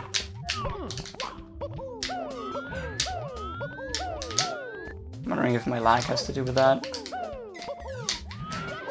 This star is a bit of a hit or miss thing.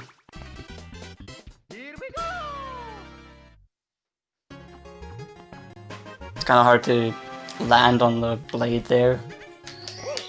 Sometimes they can actually undershoot it and make it look like you overshoot because the walls are like, because the platform is so thin that the walls overlap outside of where the platform has a floor. And where the walls overlap, you'll just be teleported to the other side. Sort of like how when you're jumping into a fence. I just realized that chaining two long jumps together without walking in between there is not what I'm supposed to be doing. Glad it worked out anyways.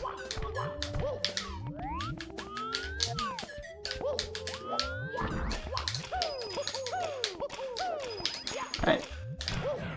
Out of all runners that do this game, I think I'm the only one who actually goes for all blue coins here. They're not even that hard, it's just the movement for them is really unintuitive. Like when you look at that and you're like, how am I supposed to get all of these? They're in like way different places. And yeah, you're right.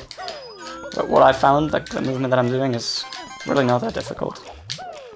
Right next to that red coin is a hole, the one after the switch.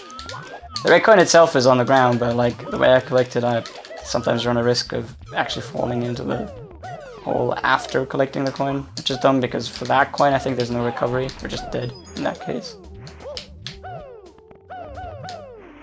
And then we go back here because there's like a ton of coins here, 25 coins. We're going back to the start of the level.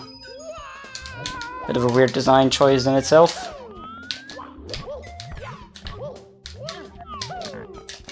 I think I did find the option that I was looking for and it did not request restarting the stream, Aglet. Wow, okay, that screws that up right. I was just like, my encoder preset, I'd like to have that particularly geared towards quality. Because my streaming bitrate is absurdly low. By absurdly low I mean, unfortunately, it's kind of normal to have bad upload speeds.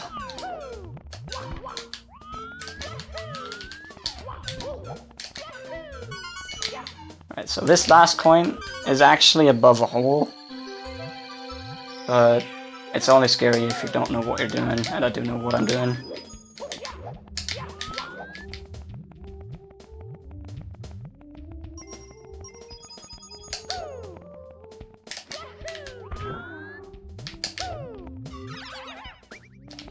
Like the gimmick of this level, in case you couldn't tell, is that underneath these flowers there are traps where you just can't stand. There are holes down there.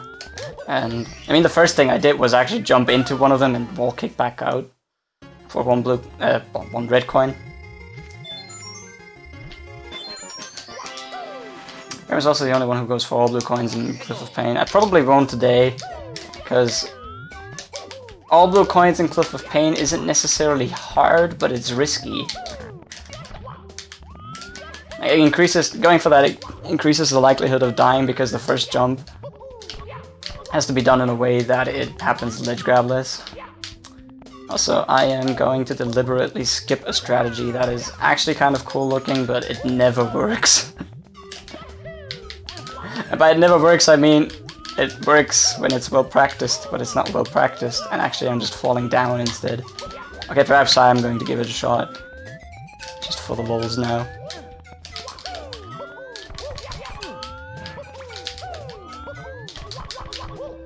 Of course it works, now that I'm saying that it never works.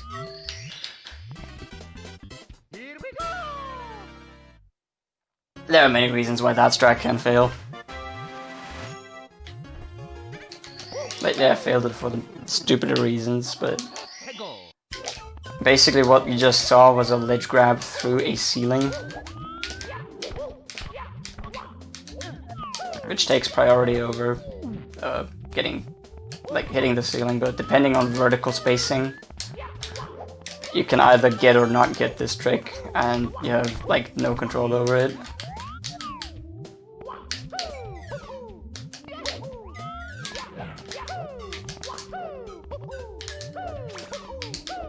Because vertical spacing is Mario's Y position, and Mario's Y position depends on his vertical speed, which for double jumps is depending on Mario's horizontal speed, and that's never going to be quite the same. And then it also depends on like how many frames you were falling, how many frames you were in the air before getting the next wall kick, and it just becomes scrambled so fast that for all intents and purposes in real time, it's basically luck.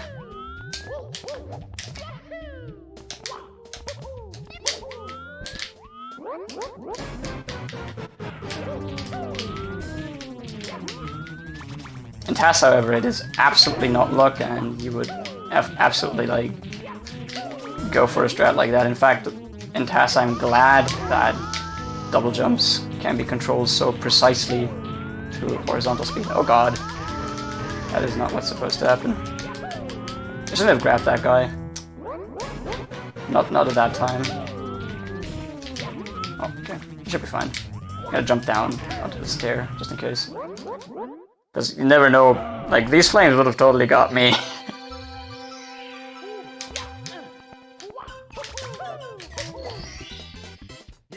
Spliced raid. E.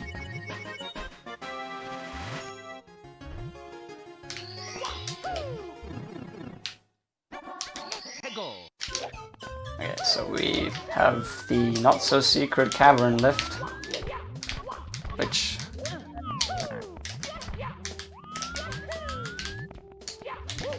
it's a bit of a funny thing, you know, a bit of a funny story, like... I guess you're supposed to find that this place exists, playing through this casually by just like falling down to it on accident a million times, but not actually being able to collect this kind of stuff because these platforms, like most of them are just barely high enough to lava boost on. The last one is not, you cannot lava boost on the last one, and quite a number of the holes are actually just too far away to lava boost to these secrets. And then landing on them after you lava boost is also hard, of course. But it does make for a couple interesting backup strategies for egg coins. Because, believe it or not, you can actually get back out of that area. You just need to wall kick back up where I just jumped in. Alright, here's a cool little strat. Let's see if I get it. Yes! Jumping into that painting directly using that slope. And now we're in course 1. This is the first stage of the game.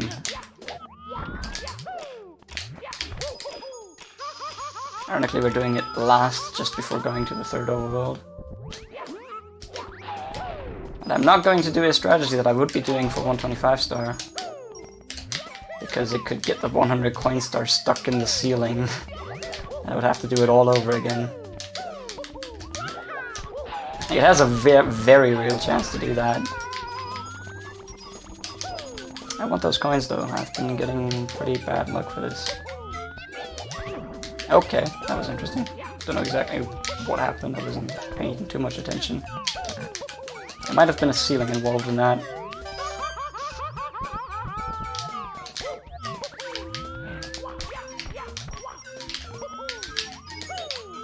Okay, whatever. This gives me the chance to collect this one coin from the Lakita that commits suicide in the way of moving above lava. I'm not sure why I'm falling down here twice. That's interesting. Somehow feels safer than doing the casual thing.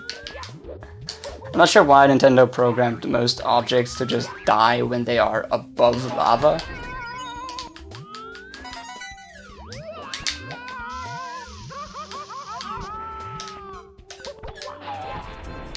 Like, the projectiles from Snuffits also do that. They just die when they go above lava. Fly Guys do it, like a lot of enemies do it. I'm not sure what a Chuckya would do if it was above lava.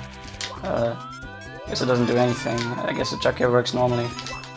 It doesn't die. But it's pretty strange how that stuff behaves there. Alright, 83 coins is what I want. I'll leave 3 coins here for later. I could... Had I collected these 3 coins earlier, then I would be spawning the 100 coin star with this last red coin, and that can work out just fine. But the way I just did it now, I think I would have actually put it into the ceiling.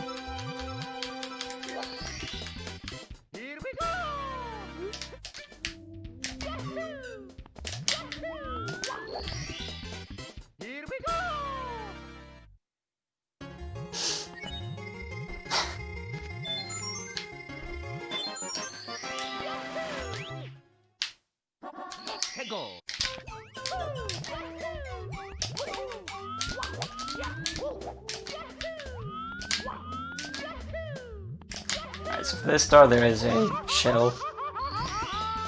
When I first played this game I didn't know that there was a shell, and I was like, well, this is actually a really hard hack. You have to do like wall kick moves and it's like really hard. The single star strat is to do 2 firsties, I think. Yes, 2 firsties. I think the first time I got it, I did it with 3 firsties.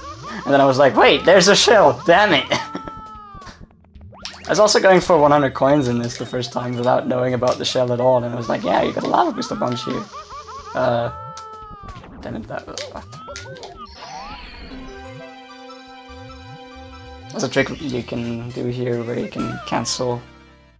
Or not really cancel, but you can really shorten the animation of the lava boost landing.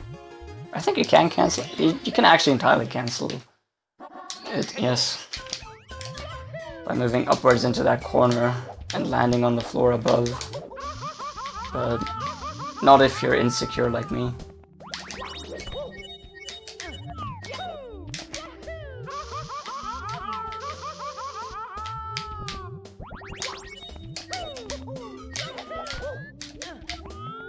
Honestly, I think Chuckyas are overused enemies. And hacks.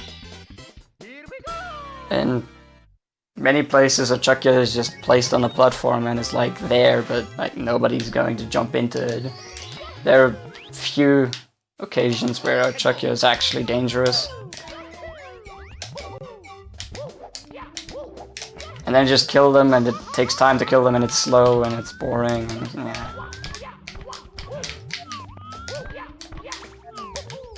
They're easy to manipulate too.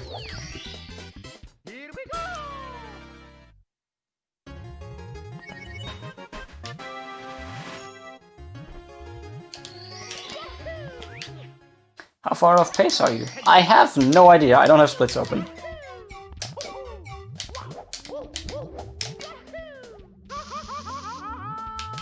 I wouldn't say I'm doing too great, but I'm also saying, like, it's a mildly disastrous run. System of a Downtown went really badly. I think I lost, like, what, 6-7 minutes there.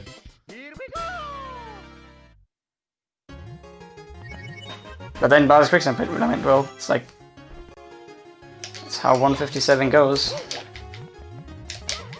I'm not sure why I'm doing this. That's actually stupid. Okay. Got lucky with the vertical spacing. Hashtag vertical spacing. It would have been faster to just lava boost over here in the first place.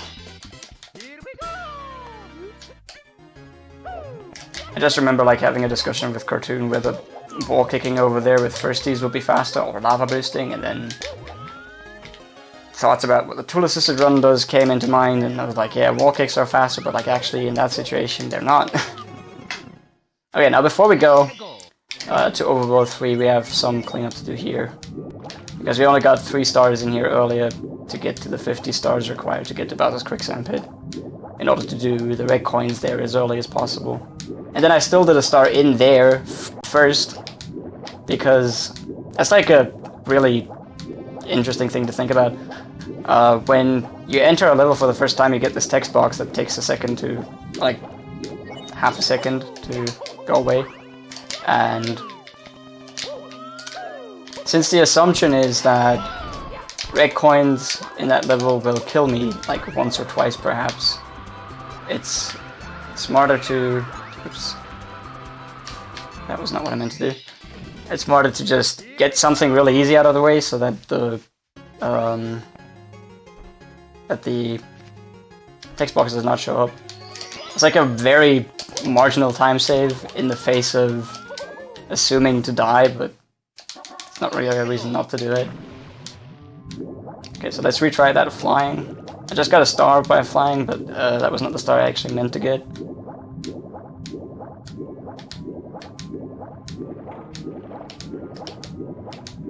Circumflex accent.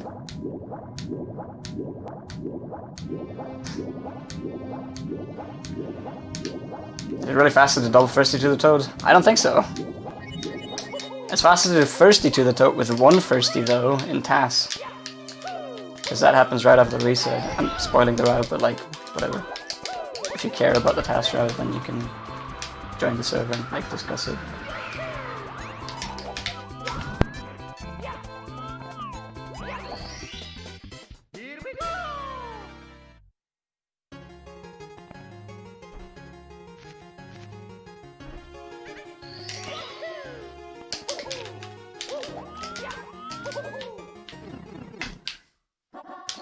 Aye.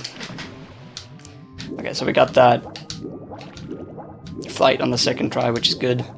That was the star that we saw earlier when I used the middle cap to get in that room to collect the red coin and the Goomba in that room. It's faster to fly there. So it's like 20 seconds.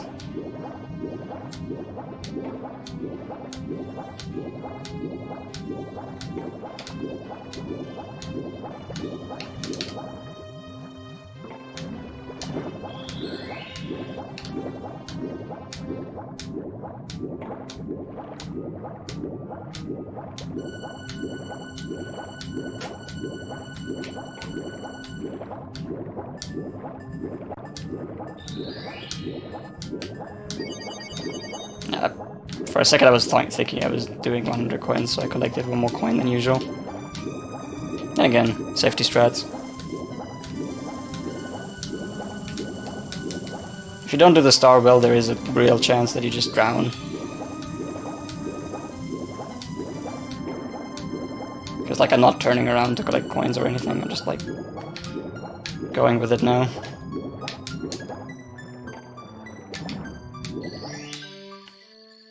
And if I had collected 1 coin less, then I would be really low on health right now, which is normal.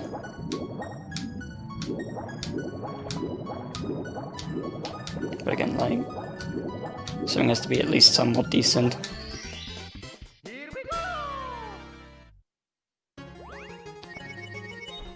For a second you thought the mic died. Well, I did mute for a second because I was interrupted for a second. Well, not really interrupted, but told him to go away. Right. Or rather that I am not to be interrupted, but no. Have I died to that clam? Yes, absolutely. Died a couple times to that last clam, which is why I'm really careful with it now. Right, so this is a clip into another tunnel. It happened to me in my casual playthrough like twice, I think, and it was really confusing because I tried to learn what these tunnels were leading to, and suddenly I ended up somewhere else using the same tunnel, because I didn't notice that I clipped.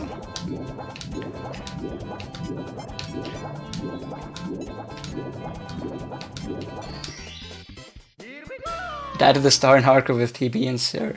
Oh god. That is so sad. But honestly so relatable, it's like...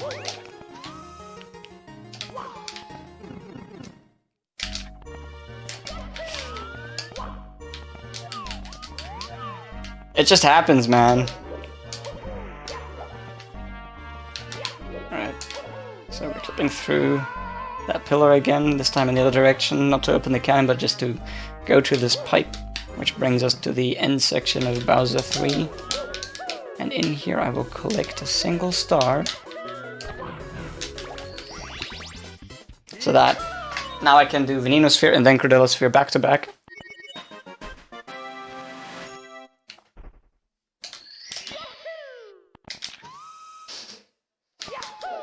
And now we're in the third overworld as well, because that pipe that I just took after clipping through that pillar took me to the third Bowser level, which is located in the third overworld, in part.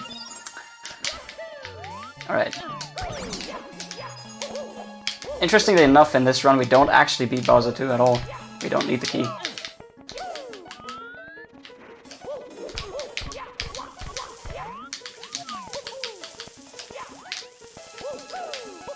Alright, just recently learned how to dodge that amp.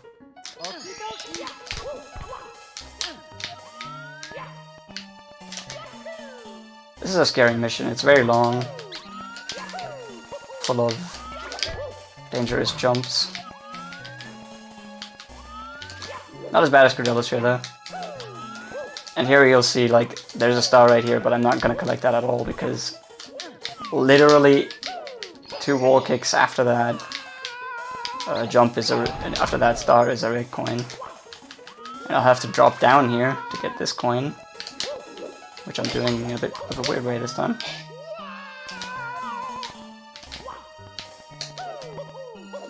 Okay, that Scuttlebuck just wanted to screw me over, but I'm not having that.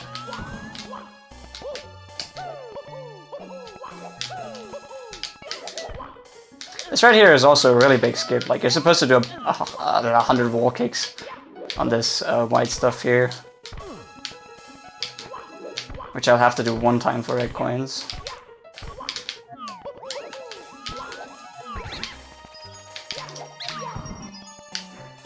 So, yes, let's kill this swooper. These, course 14 and 15 have a ton of coins. But the coin routing is not really... It's really lenient. I totally did not need those coins, I'm just getting them because I'm used to getting them then.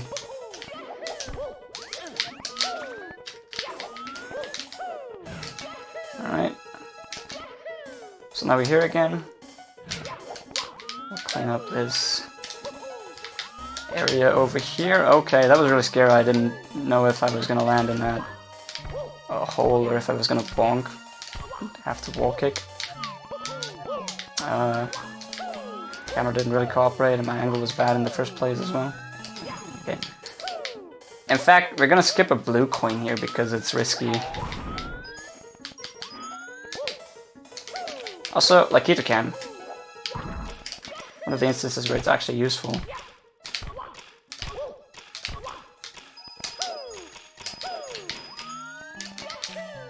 Now we're switching back already, because now it's not useful anymore. Back this coin. Oh, almost landed on the slope.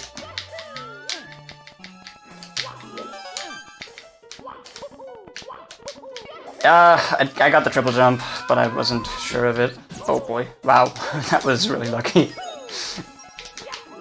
That stuff could have shot me anywhere. Alright.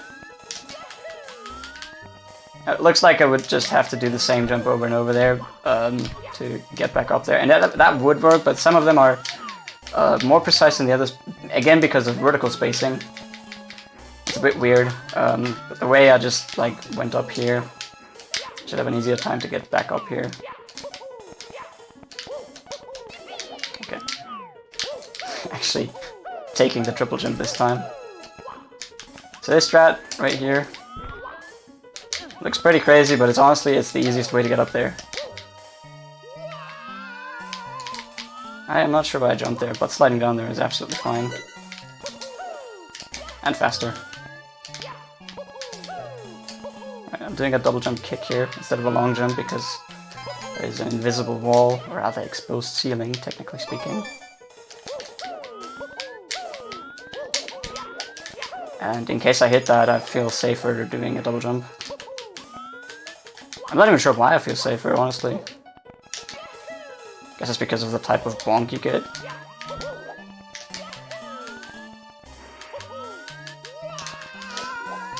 Alright, this is the normal beginning way, by the way, and the reason I'm going here is because there's a red coin down here.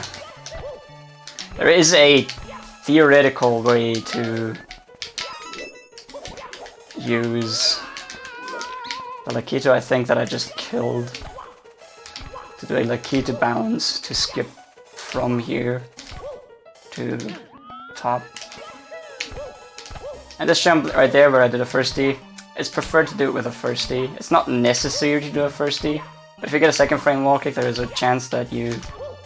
well, it's not really a chance, it's like if you don't do it well enough with a second frame wall kick, you'll hit the other side of the wall on a really unfortunate type of frame where you're hitting the wall on some quarter frame during the frame, but not the last because you're too low by the end of the frame.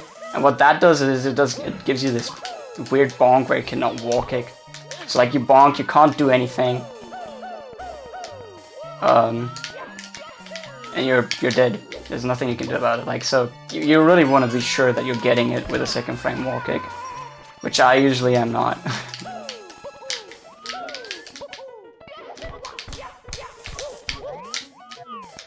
Alright. I gotta get this last red coin.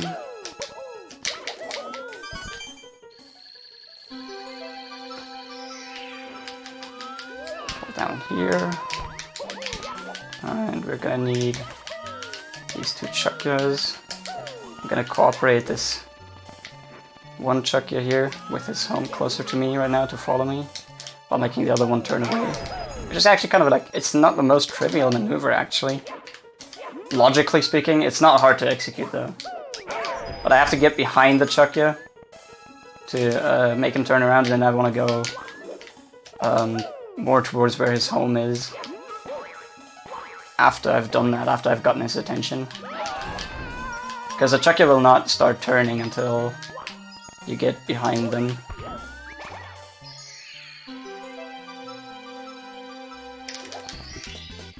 Never chuck reclaims on this somehow. Perhaps because you were focused.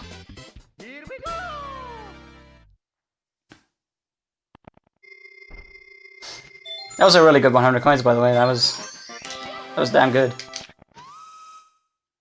I mean, okay, yeah, we did the one triple jump fail, but like the first try and all.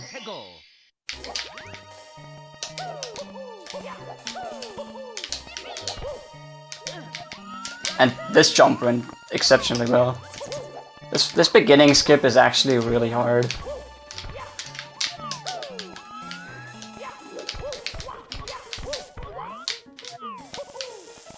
Like, you have to intentionally pull back during the triple jump so that you get enough height. That's an interesting fall. It's not a death. I know I've seen this one a couple times by now. I've also kicked the Scuttlebug a couple times by now and kicked myself into the quicksand with the recoil. So I'm very aware of that mistake and I'm not making that anymore. But yeah, that was interesting.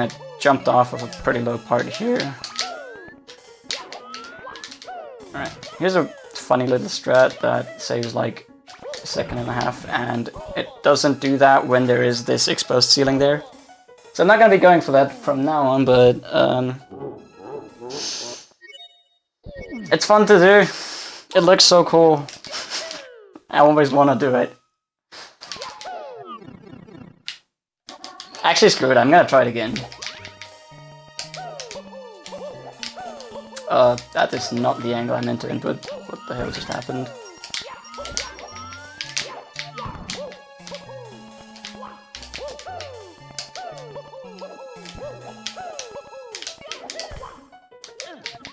A long star in 2020. Yeah, I mean,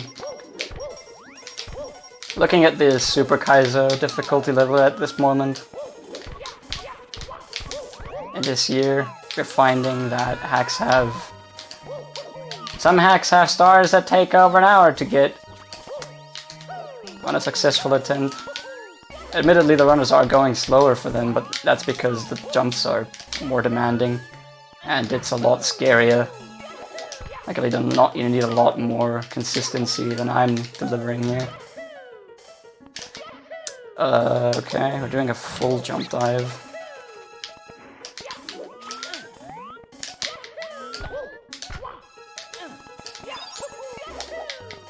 I'm really loving the layout of this level, because even though a lot of the stars are in similar places, like you have to do this climb in the beginning, there are still tons of strats that you can do to get to the various places.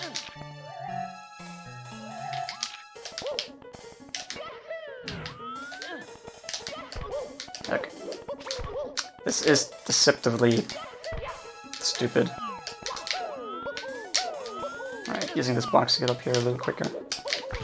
And then a side flip and a jump dive from the slope to kill that Snuffit. That Snuffit is well placed. Like if you don't know what you're doing, that guy's gonna get you.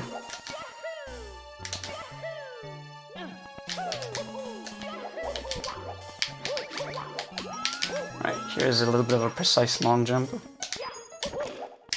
I think I missed it. Yeah, I did.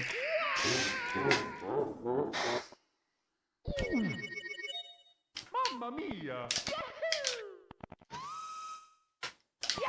So yeah, not a good Veneno.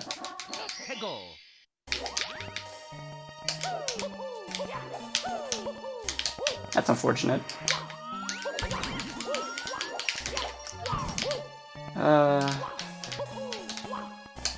Also looks like my bitrate is going to shit again. God damn it, I really hope that this wouldn't happen.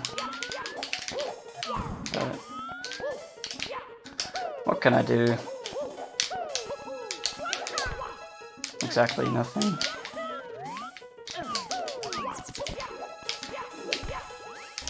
And a star is longer than 10 seconds. What I'm going for right now is only like 2 minutes. It's chock full of hard jumps that can fail though.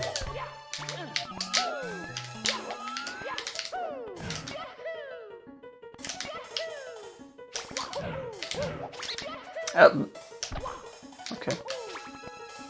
Not exactly what I meant to do.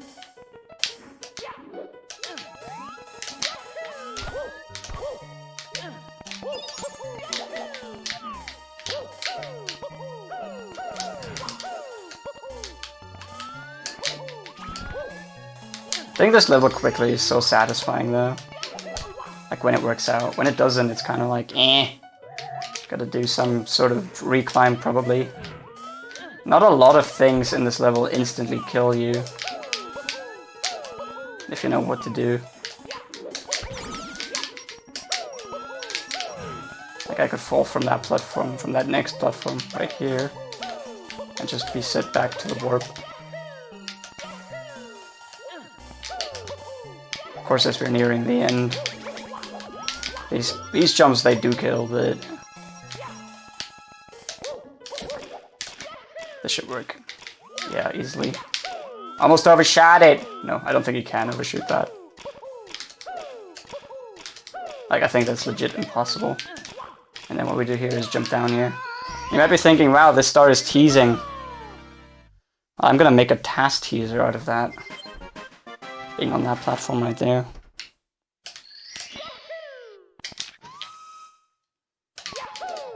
Only so that we have to jump from the top.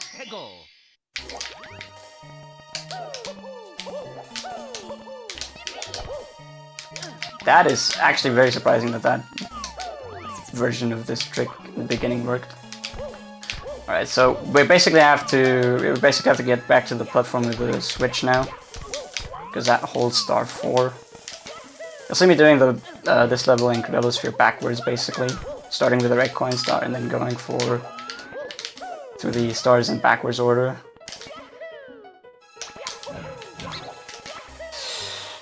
That is extremely sketchy, and it works, and that's not working.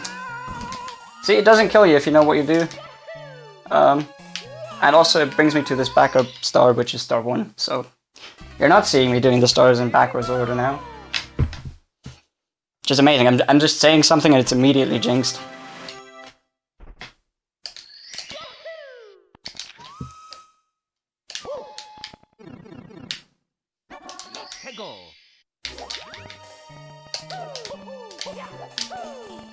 Yeah, my bitrate's screwing up. I think my CPU usage probably has to do with that as well. Like, it feels worse to play right now too, with more frames being dropped on my screen as well. Or rather, like, I'm not seeing as many frames on my screen as I should be.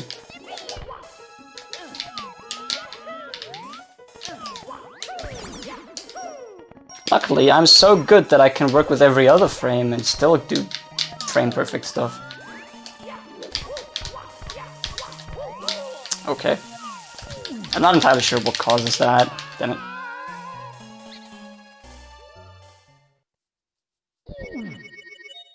Mamma mia!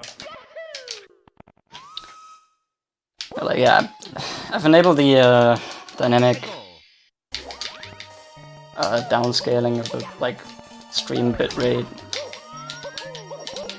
You know, the thing where it doesn't drop frames. I think I've enabled that. Because I don't want everyone to see a slideshow. I wouldn't be surprised if that takes its toll on my CPU usage.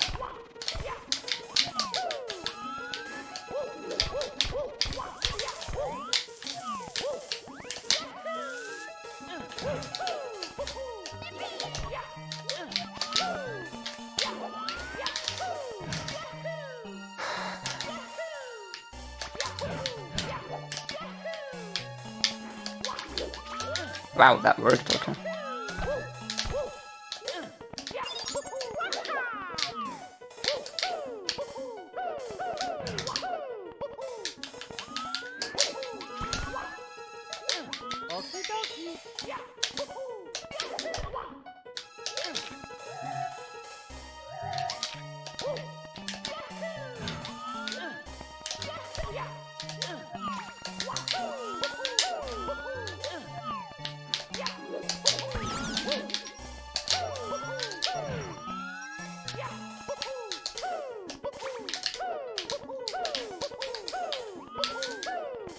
Just wanted to say that there's not much that can stop me now, but like the way I'm playing right now,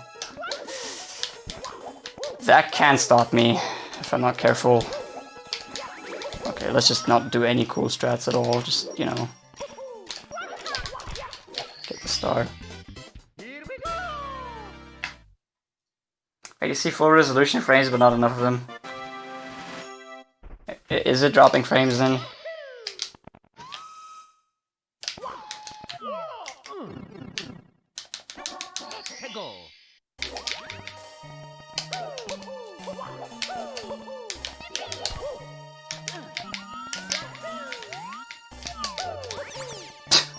That was interesting.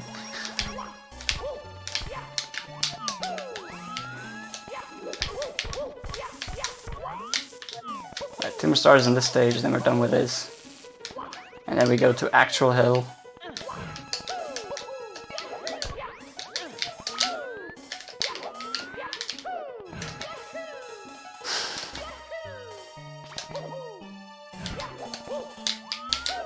Oh man. It's been a long time since I've missed that jump kick. Mamma mia!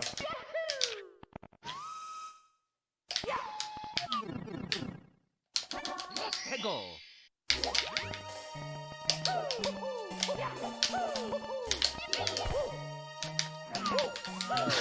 I think that's the first time I'm missing the trick like this. Actually going up there and just missing the wall kick timing.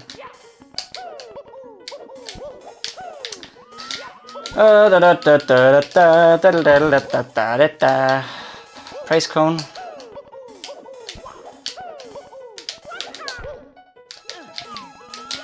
Is everyone alright? Not sure if I am.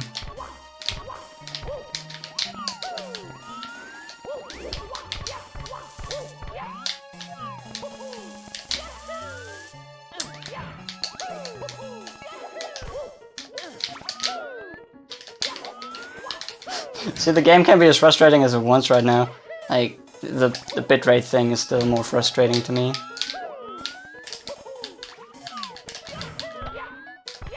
Just, again, a weird angle. I'm gonna go for it. It's gonna work.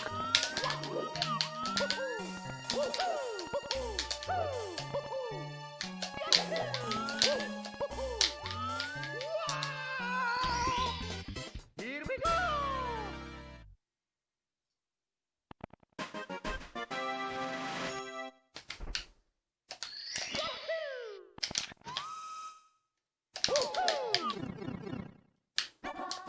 Go.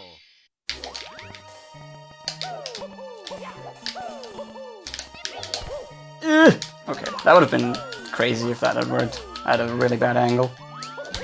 So like a lot of things need to come together for this trick to work. You need to have the right speed when you do the double jump, as much as possible actually, to get as much height from the double jump as possible. Then you want a few dust frames. You don't necessarily need them, but you want a few dust frames on the slope because they bring you higher before you start your triple jump, and also lose your speed. Ow, and I'm just doing something and it's not working at all. And then you want to spend as much time as possible in, well, not as much time as possible in the air, but the ideal amount where you're at the peak of your triple jump. And then you want to be doing it at a good angle, so that when you're holding back from this wall kick, you can actually make it back to the edge.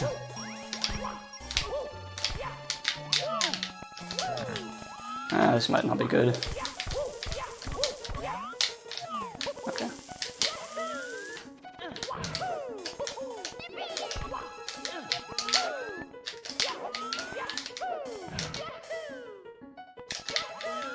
I don't think I'm going to do anything crazy with Star 2 here.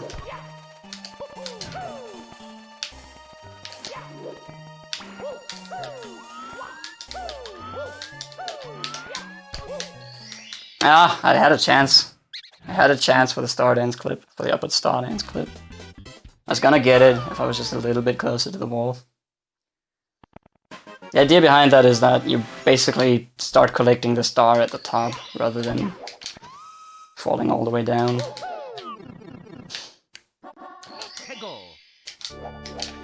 Okay, time for Gordellosphere. This level might look a little bit familiar.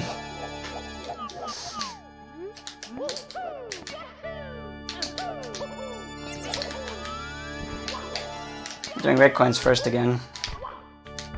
Oh, this time it's not 14 like in the last level, but 20.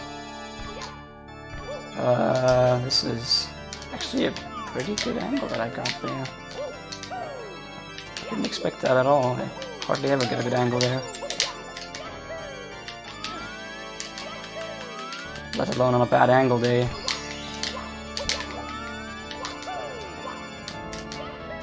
What the fuck was that single jump?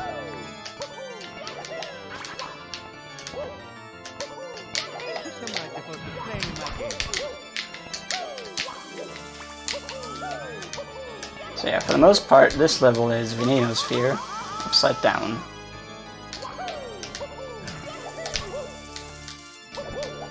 You'd think that makes it as hard as Venenosphere, but some like additional changes in where geometry is and what kind of surfaces are quicksand and which ones aren't makes this level quite a bit harder than Gordellosphere, since the path that you have to take is a little more linear.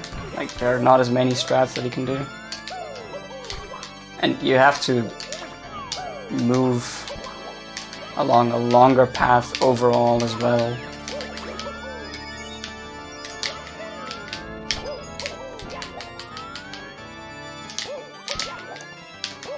If there wasn't the skip in the beginning of Gordellosphere, I would say the beginning of Gordellosphere is more interesting, because it's not just like a million wall kicks until you're finally at the point where you can, like, you know, really start playing the level. But since it does exist, Gordellosphere just regained a hell of a lot of its interest. Really, it's more interesting this way because it has that skip. I'm actually kind of glad that we found it. Wow, that was close. There's a red coin that I want to collect here. I mean, I need to collect it. I don't necessarily want to collect it. I just have no choice but to do it. Damn it! Can I actually, like, climb up there and stay up there, perhaps? This is kind of like... this is a kind of way to lose time in the spheres, or like in this game, without dying. Like, a lot of time loss in this game comes from dying, sure, but this is the kind of stuff that happens where we don't die. Oh, god damn it! Really? That was barely even a miss.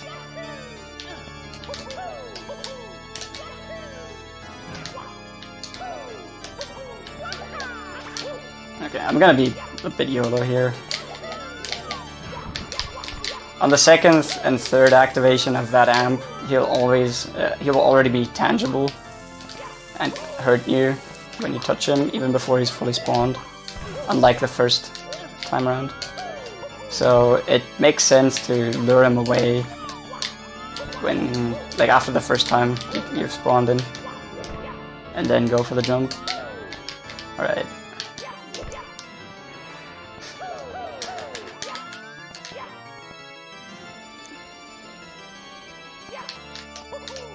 Dude, oh my goodness. That's one way to die.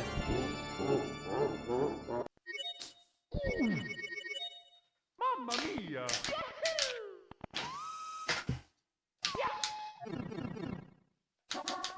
Go.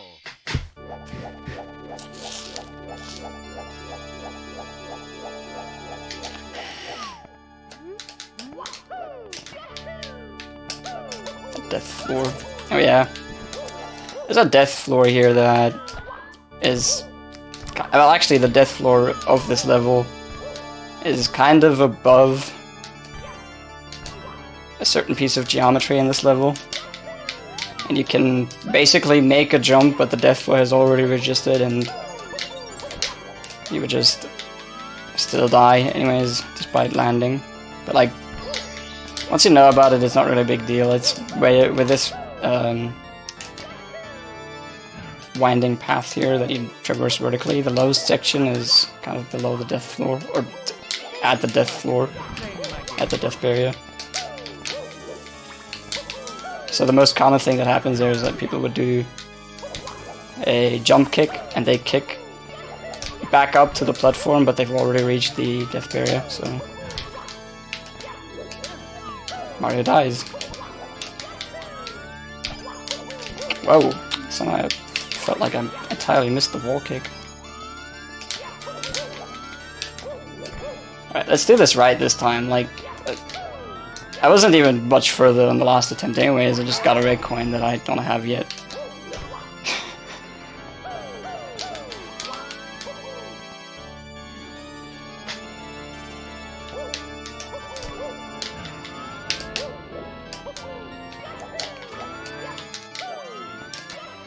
So the annoying thing about this level is that it's really just very long, and when you're trying to practice a level like this,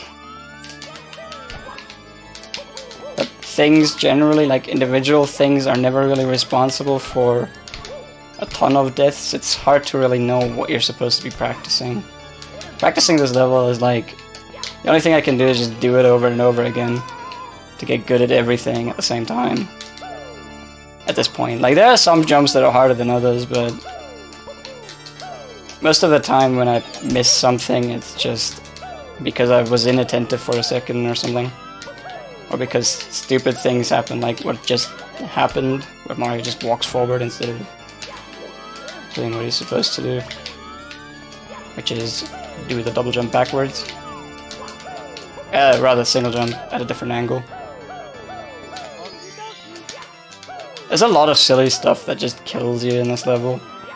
That can happen, and whenever that's the cause of a death, it's like the most frustrating thing in the world, because it's like I go back into the level and I'm thinking like, this won't happen again. But it's something else that happens.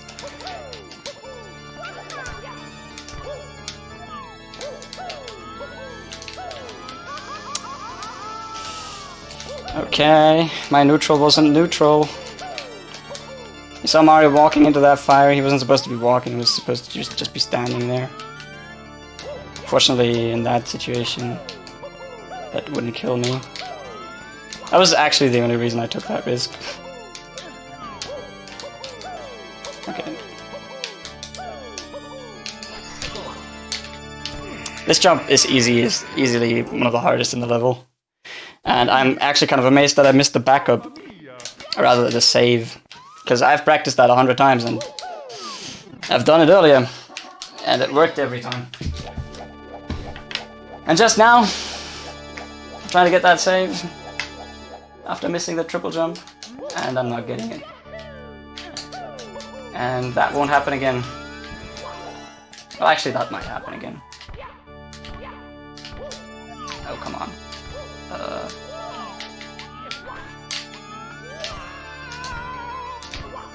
I don't even know what I'm doing, man. That's dying, apparently.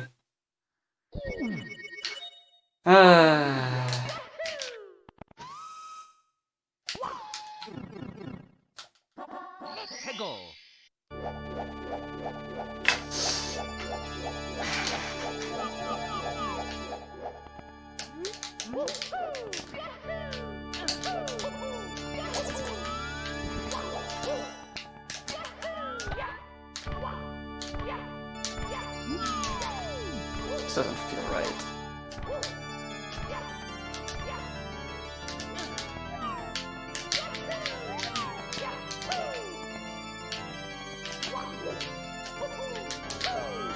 Grab the coin, idiot. A simple coin in concept, but actually kind of deadly when you're careless with it. Like, you can literally just walk up to that coin and grab it, but you know, you have to keep walking carefully for that to work. Or double jump carefully, which is easier. We still want to do it carefully. This is not gonna work.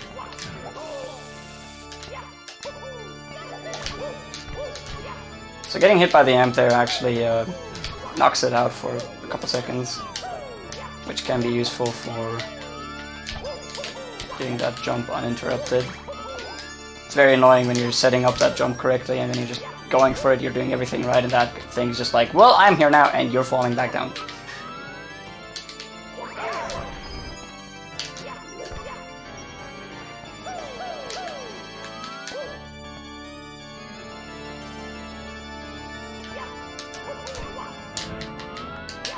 Whoa, that actually managed to be a side flip after all.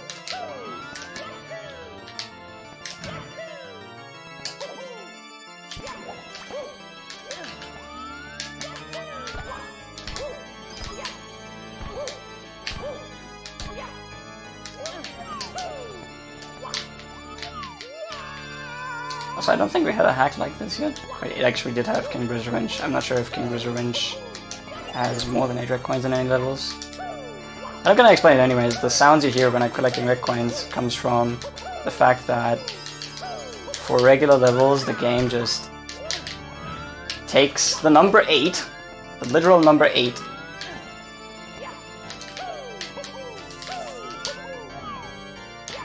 and then subtracts how many coins are still left in the level to determine what sound to play. This is weird. And because there are more than 8 numbers left, it's getting negative indices. So it's like playing sounds that are just located before the red coin sounds in memory.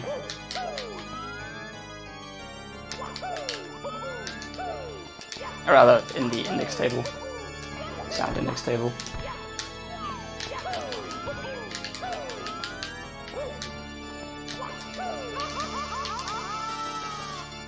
It's like the game goes like, what's the negative first red coin sound? Alright.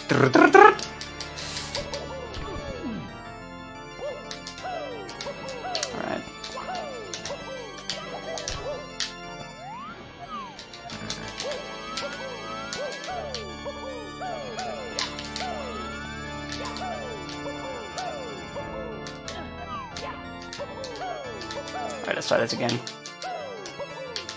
Yay! I did a triple jump. I pressed A 3 times. Actually 4 times.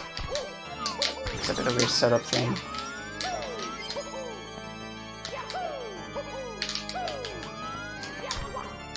I've seen people do tons of other stuff here for that, getting back up after that climb, but it's like, that's the thing I'm most comfortable with. Alright, we're about, like, not quite halfway through the star yet, and I just did that. That's awesome.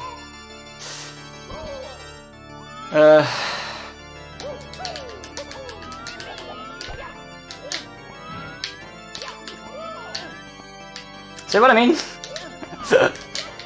Failing shit in the sack is in this level is so weird. I've never done that kick before. Not a single time. That's not gonna work. Damn it. Okay. Now the amp is spawned. I'm gonna go over here to despawn the amp, because I'm like far enough away from it. And I'm falling down for no reason whatsoever.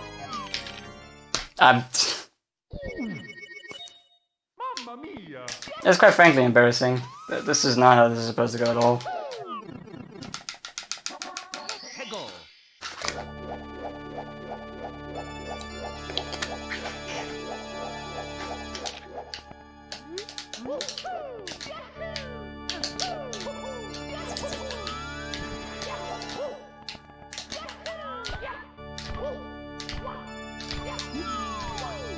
I hope I can stay within my estimate of 4 hours, but at this point it seems unlikely, I would say.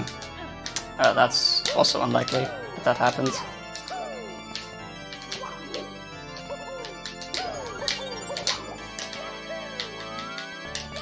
In addition to that, I mean, I should already be like way closer to done, since I started the run an hour late, because we were already an hour behind. Well, not exactly an hour, I don't think, but like half an hour. I don't know why I just dodged that guy. I actually do want to get hit.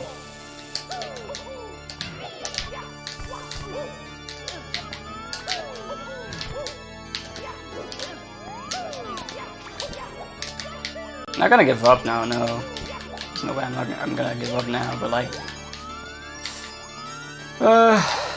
man.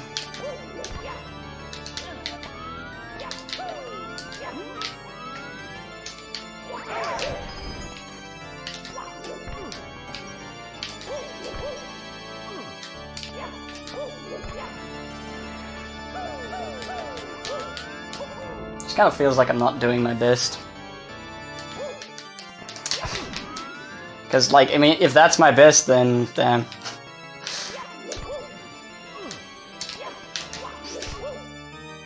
Come on, get up there! This jump is annoying. It's not meant to be done like this. But what you're meant to do is not easier either. It also takes like 10 times as long.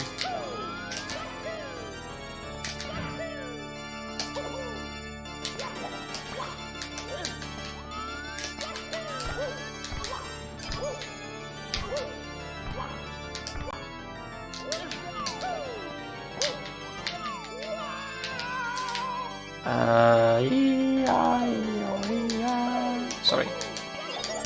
Let's just do that when my mind goes blank. I've not done this thing with the coins here correctly one time. I've been there like 3 times now. That's amazing. Like, that's not even difficult to do.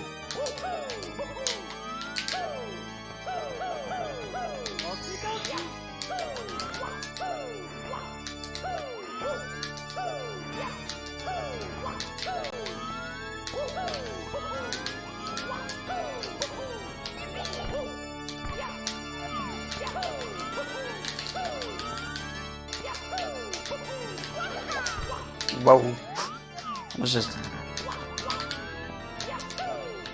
jumped into the quicksand because it's so inviting.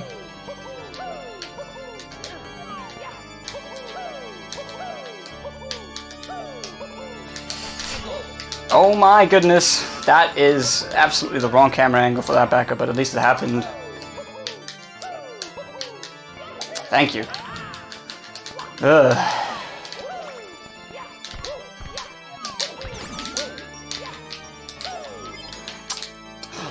Kidding me, dude. I forgot that there was a hole there. Mamma mia! And in a moment.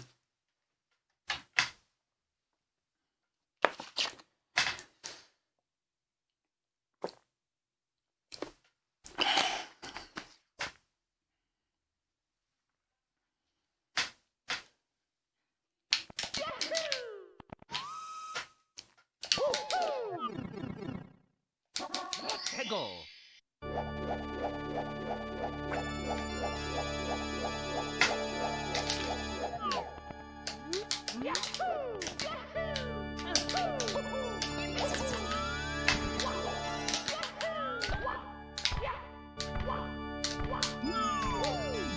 So I'm gonna be behind estimate as well, probably. I don't know. Man. Oh, that was actually a scary move. Scary movie. Dude, what the Lord.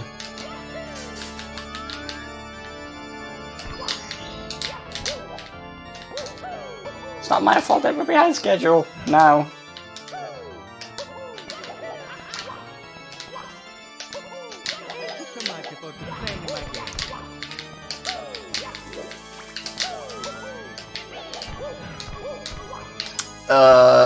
What the frick? Well, that was a series of events that I certainly didn't expect.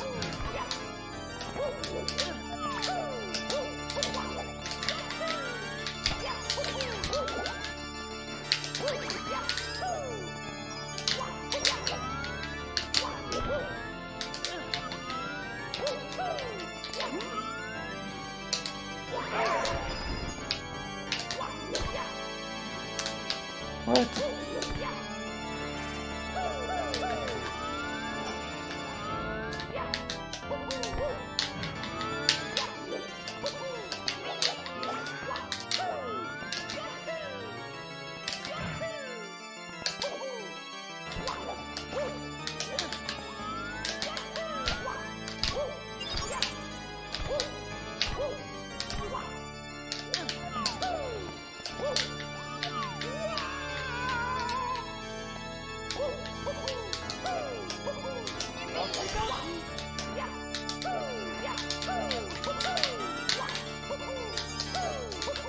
Look, I did the thing.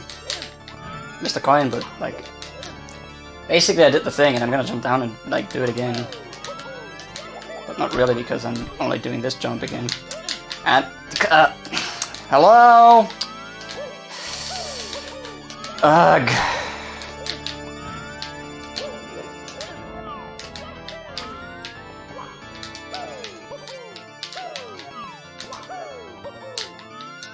There's a different kind of showcase where I'm just like showing all the different ways that you can fail this in.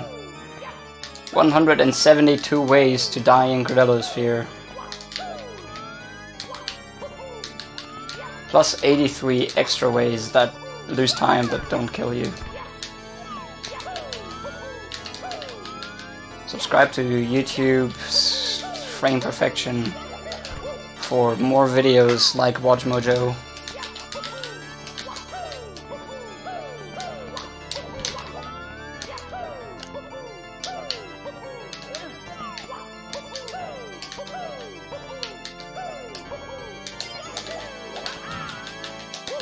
Okay. Made it this far 3 times now.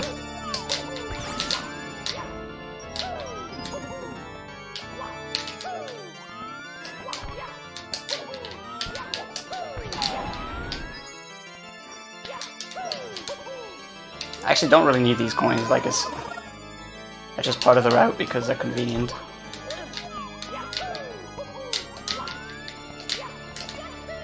Oh hey, the furthest we've ever made it.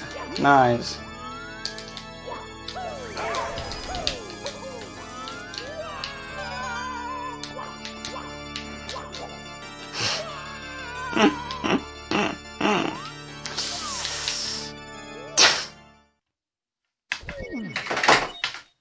Mamma mia!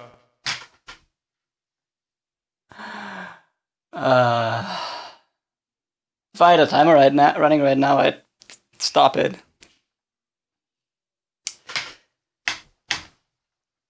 Let's go do something else first.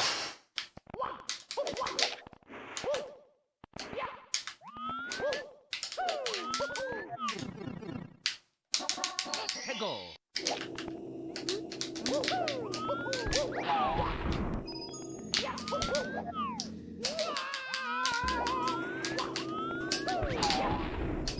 I'm fucking speedrunning the choke completion, choke compilation in Gordellosphere right now. This is amazing. Literally just saying, wow, furthest we've ever gotten so far. Next moment I'm dead. Absolutely hilarious. Also by just not being able to walk.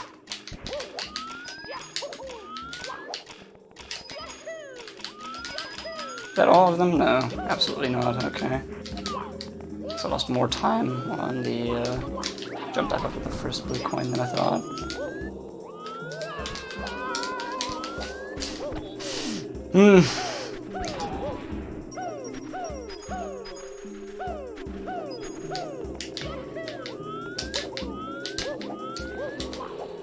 I mean, I'm not about to quit the run, but like I need to go away from Gordellosphere for now. This is not helping. I'm having like a mental heart attack. No, like I mean, like the way that was going, it was going to continue like that. So we get back there with a fresh mindset and just, you know, fucking do it. Gordellosphere is not that hard. That actually works. Okay. I was prepared for going another round. Nice, that should work. Ah, damn it, missed one coin. I'm gonna go around for that coin and collect it.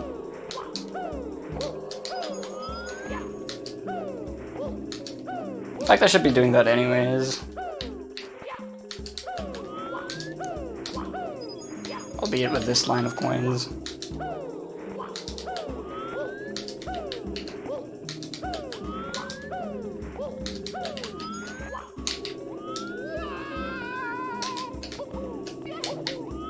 Let's try this long jump again.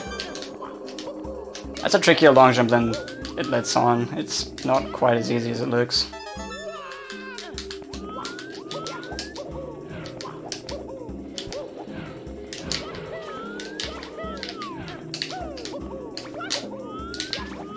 Oh, up, up, up, up.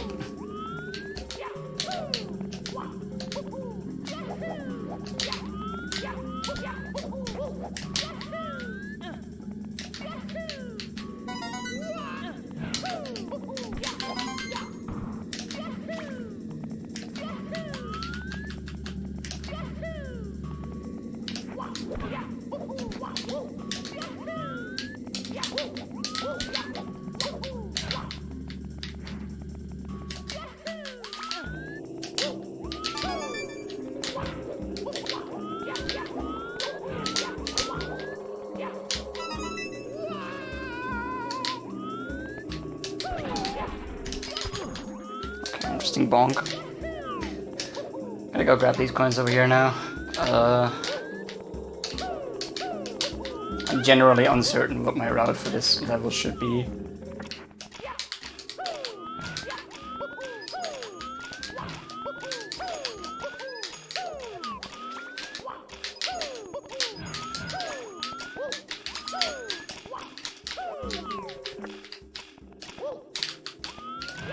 I can skip that coin up there.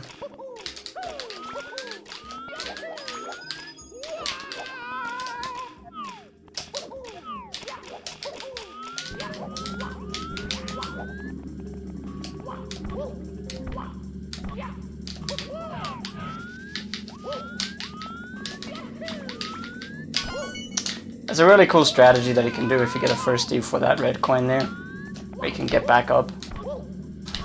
But chances of me getting that weren't high in the first place, so... Oops. Gonna grab our last red coin, then going to climb up on the pole one more time. Oops.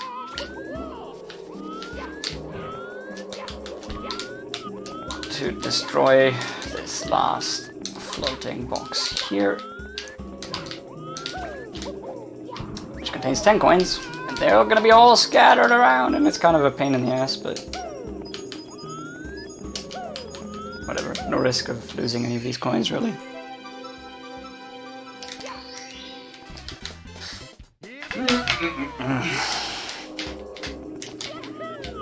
Now I just need to walk towards the red coin store. And by walk I mean triple jump wall kick. And also lava burn walk. By lava burn I mean fire burn.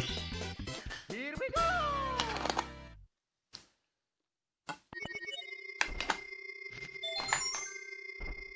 You know what? That's enough.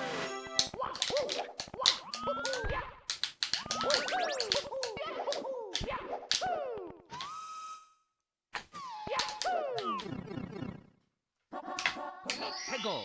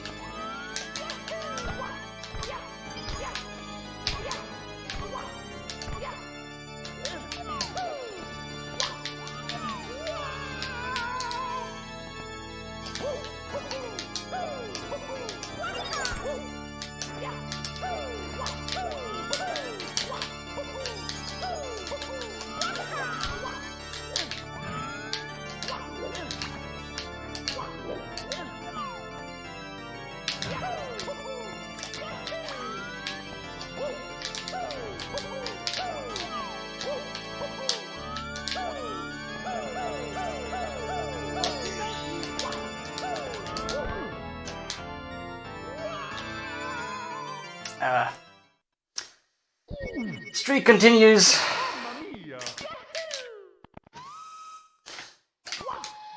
Never done before.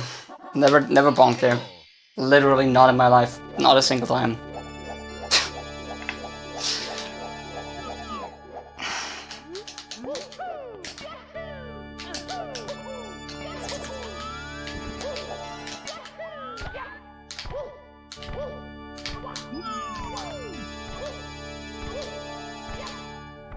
To be honest, I'm not even gonna be mad if I can't finish this. Either because the organizers say that it's too much delay, or because I say no, I can't do it.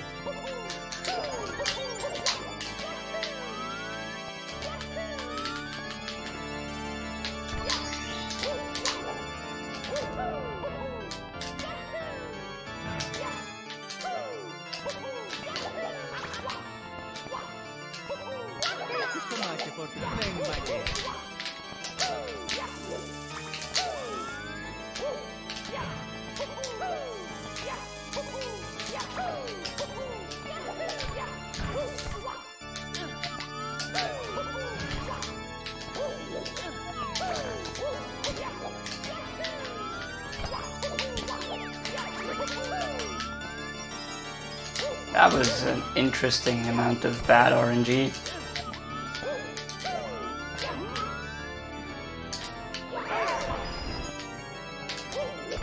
I mean, Vanina was bad too, but this is another level. This is quite literally another level. Like, man.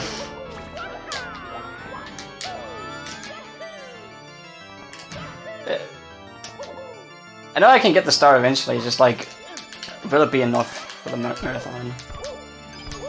Will be fast enough?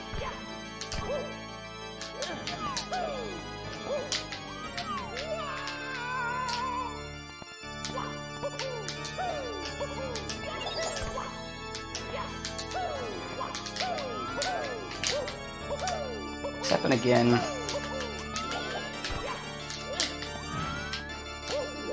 Well, at least now I know that it's a real mistake because it happened again.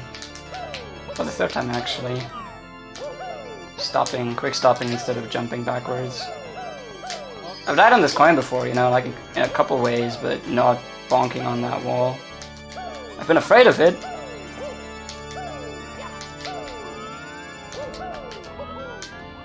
But then it never happened, and now it did happen, and I'm still afraid of it.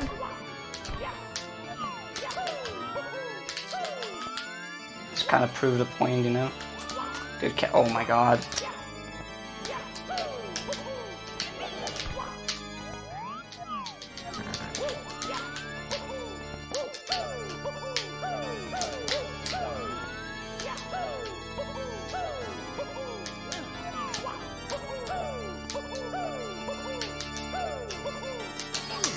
No.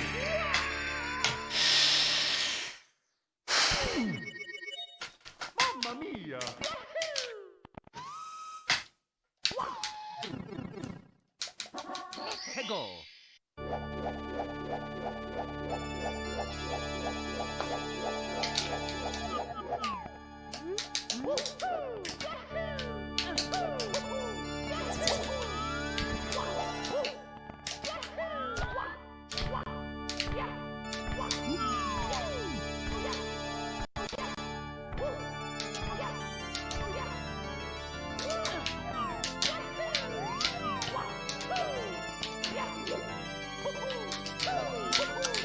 Grab the coin.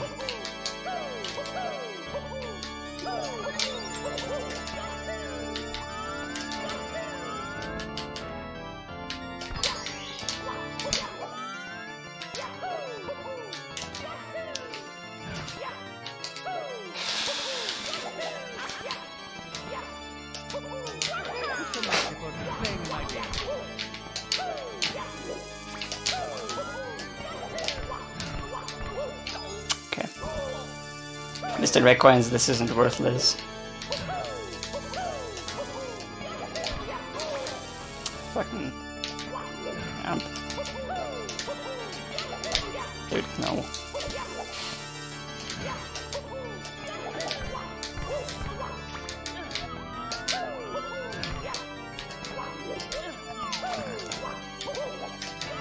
Terrible Dream Edition 38 star I've heard is pretty damn hard, yeah.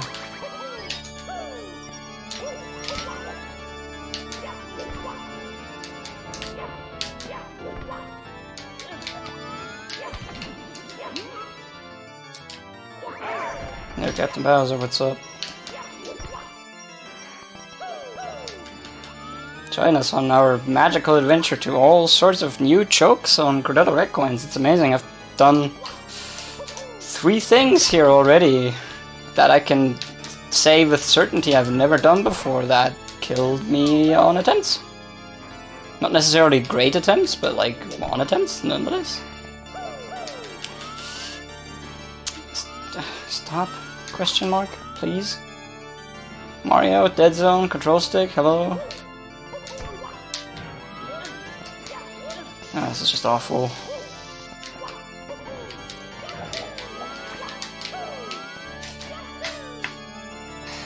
Man, Vanquilla is just fine with this controller, this thing. I'm just like wondering if somehow plugging it in and unplugging it out a couple times did things to it.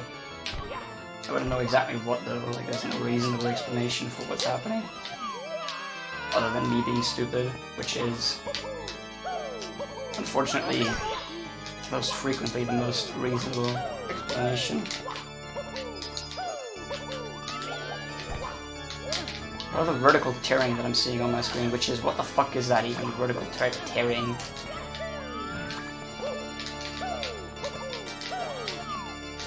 Why does that exist? How does that exist?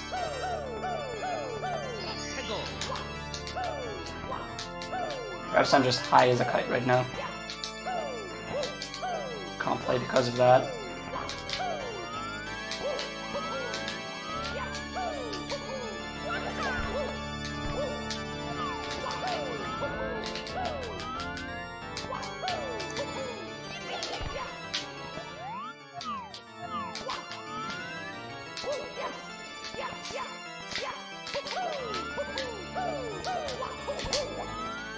The fuck? I'm like lightly tapping and he's moving like 7 feet to the left.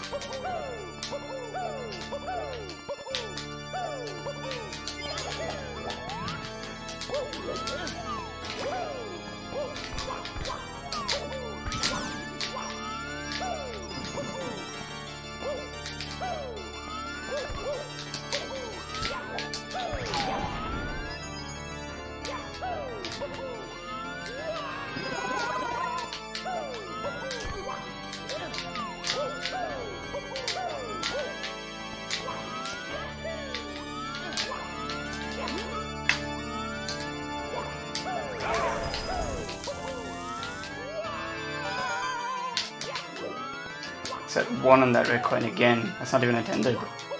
I only got 1 extra coin because both times I've managed to get here, I got a red coin that I'm supposed to get later.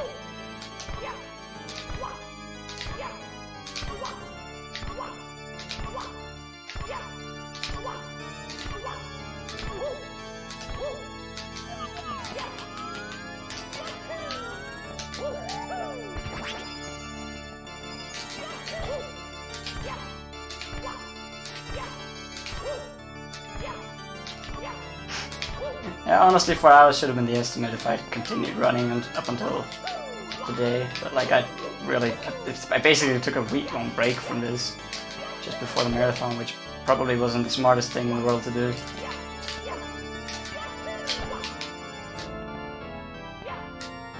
Also, same thing here as in Veneno. Can work with a second frame, but you want to be really sure that it actually works. I could have been sure there, that would have worked.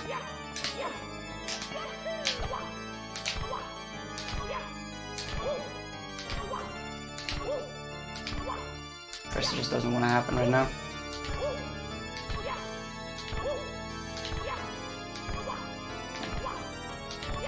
This one should grab. If you're not careful with this, Chuck, this guy control you really hard. You could just get up there and he gets you. This guy's trolling me hard as well, but for different reasons.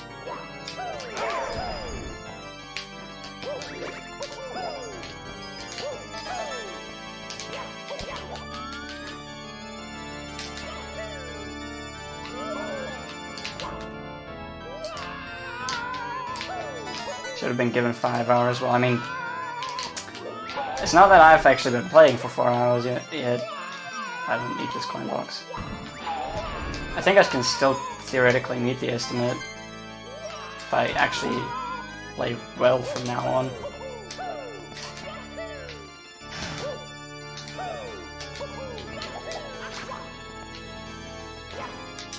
I just have my doubts at this point that I can do that.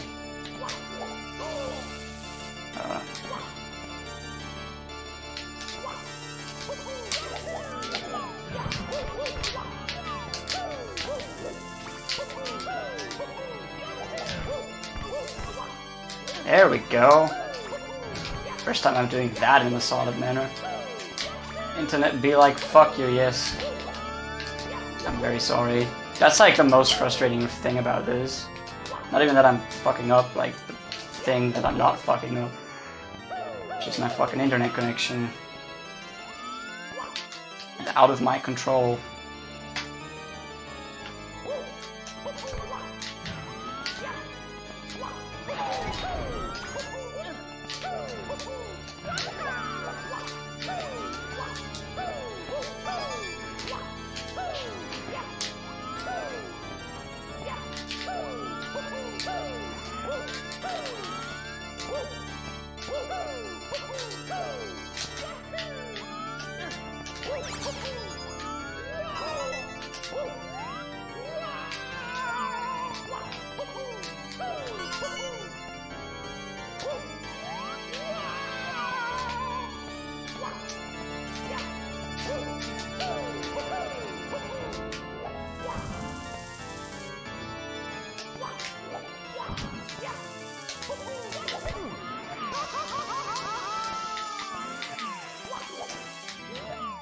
Okay.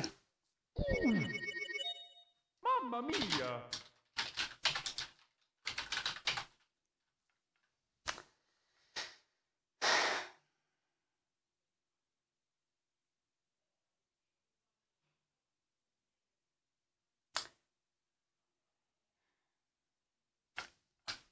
Do we get the schedule back on time if I stop now? 7:30 plus 4 hours. Might be a little too early then. Actually, no. It wouldn't be. We're still behind, actually. And we're not even close to finishing this.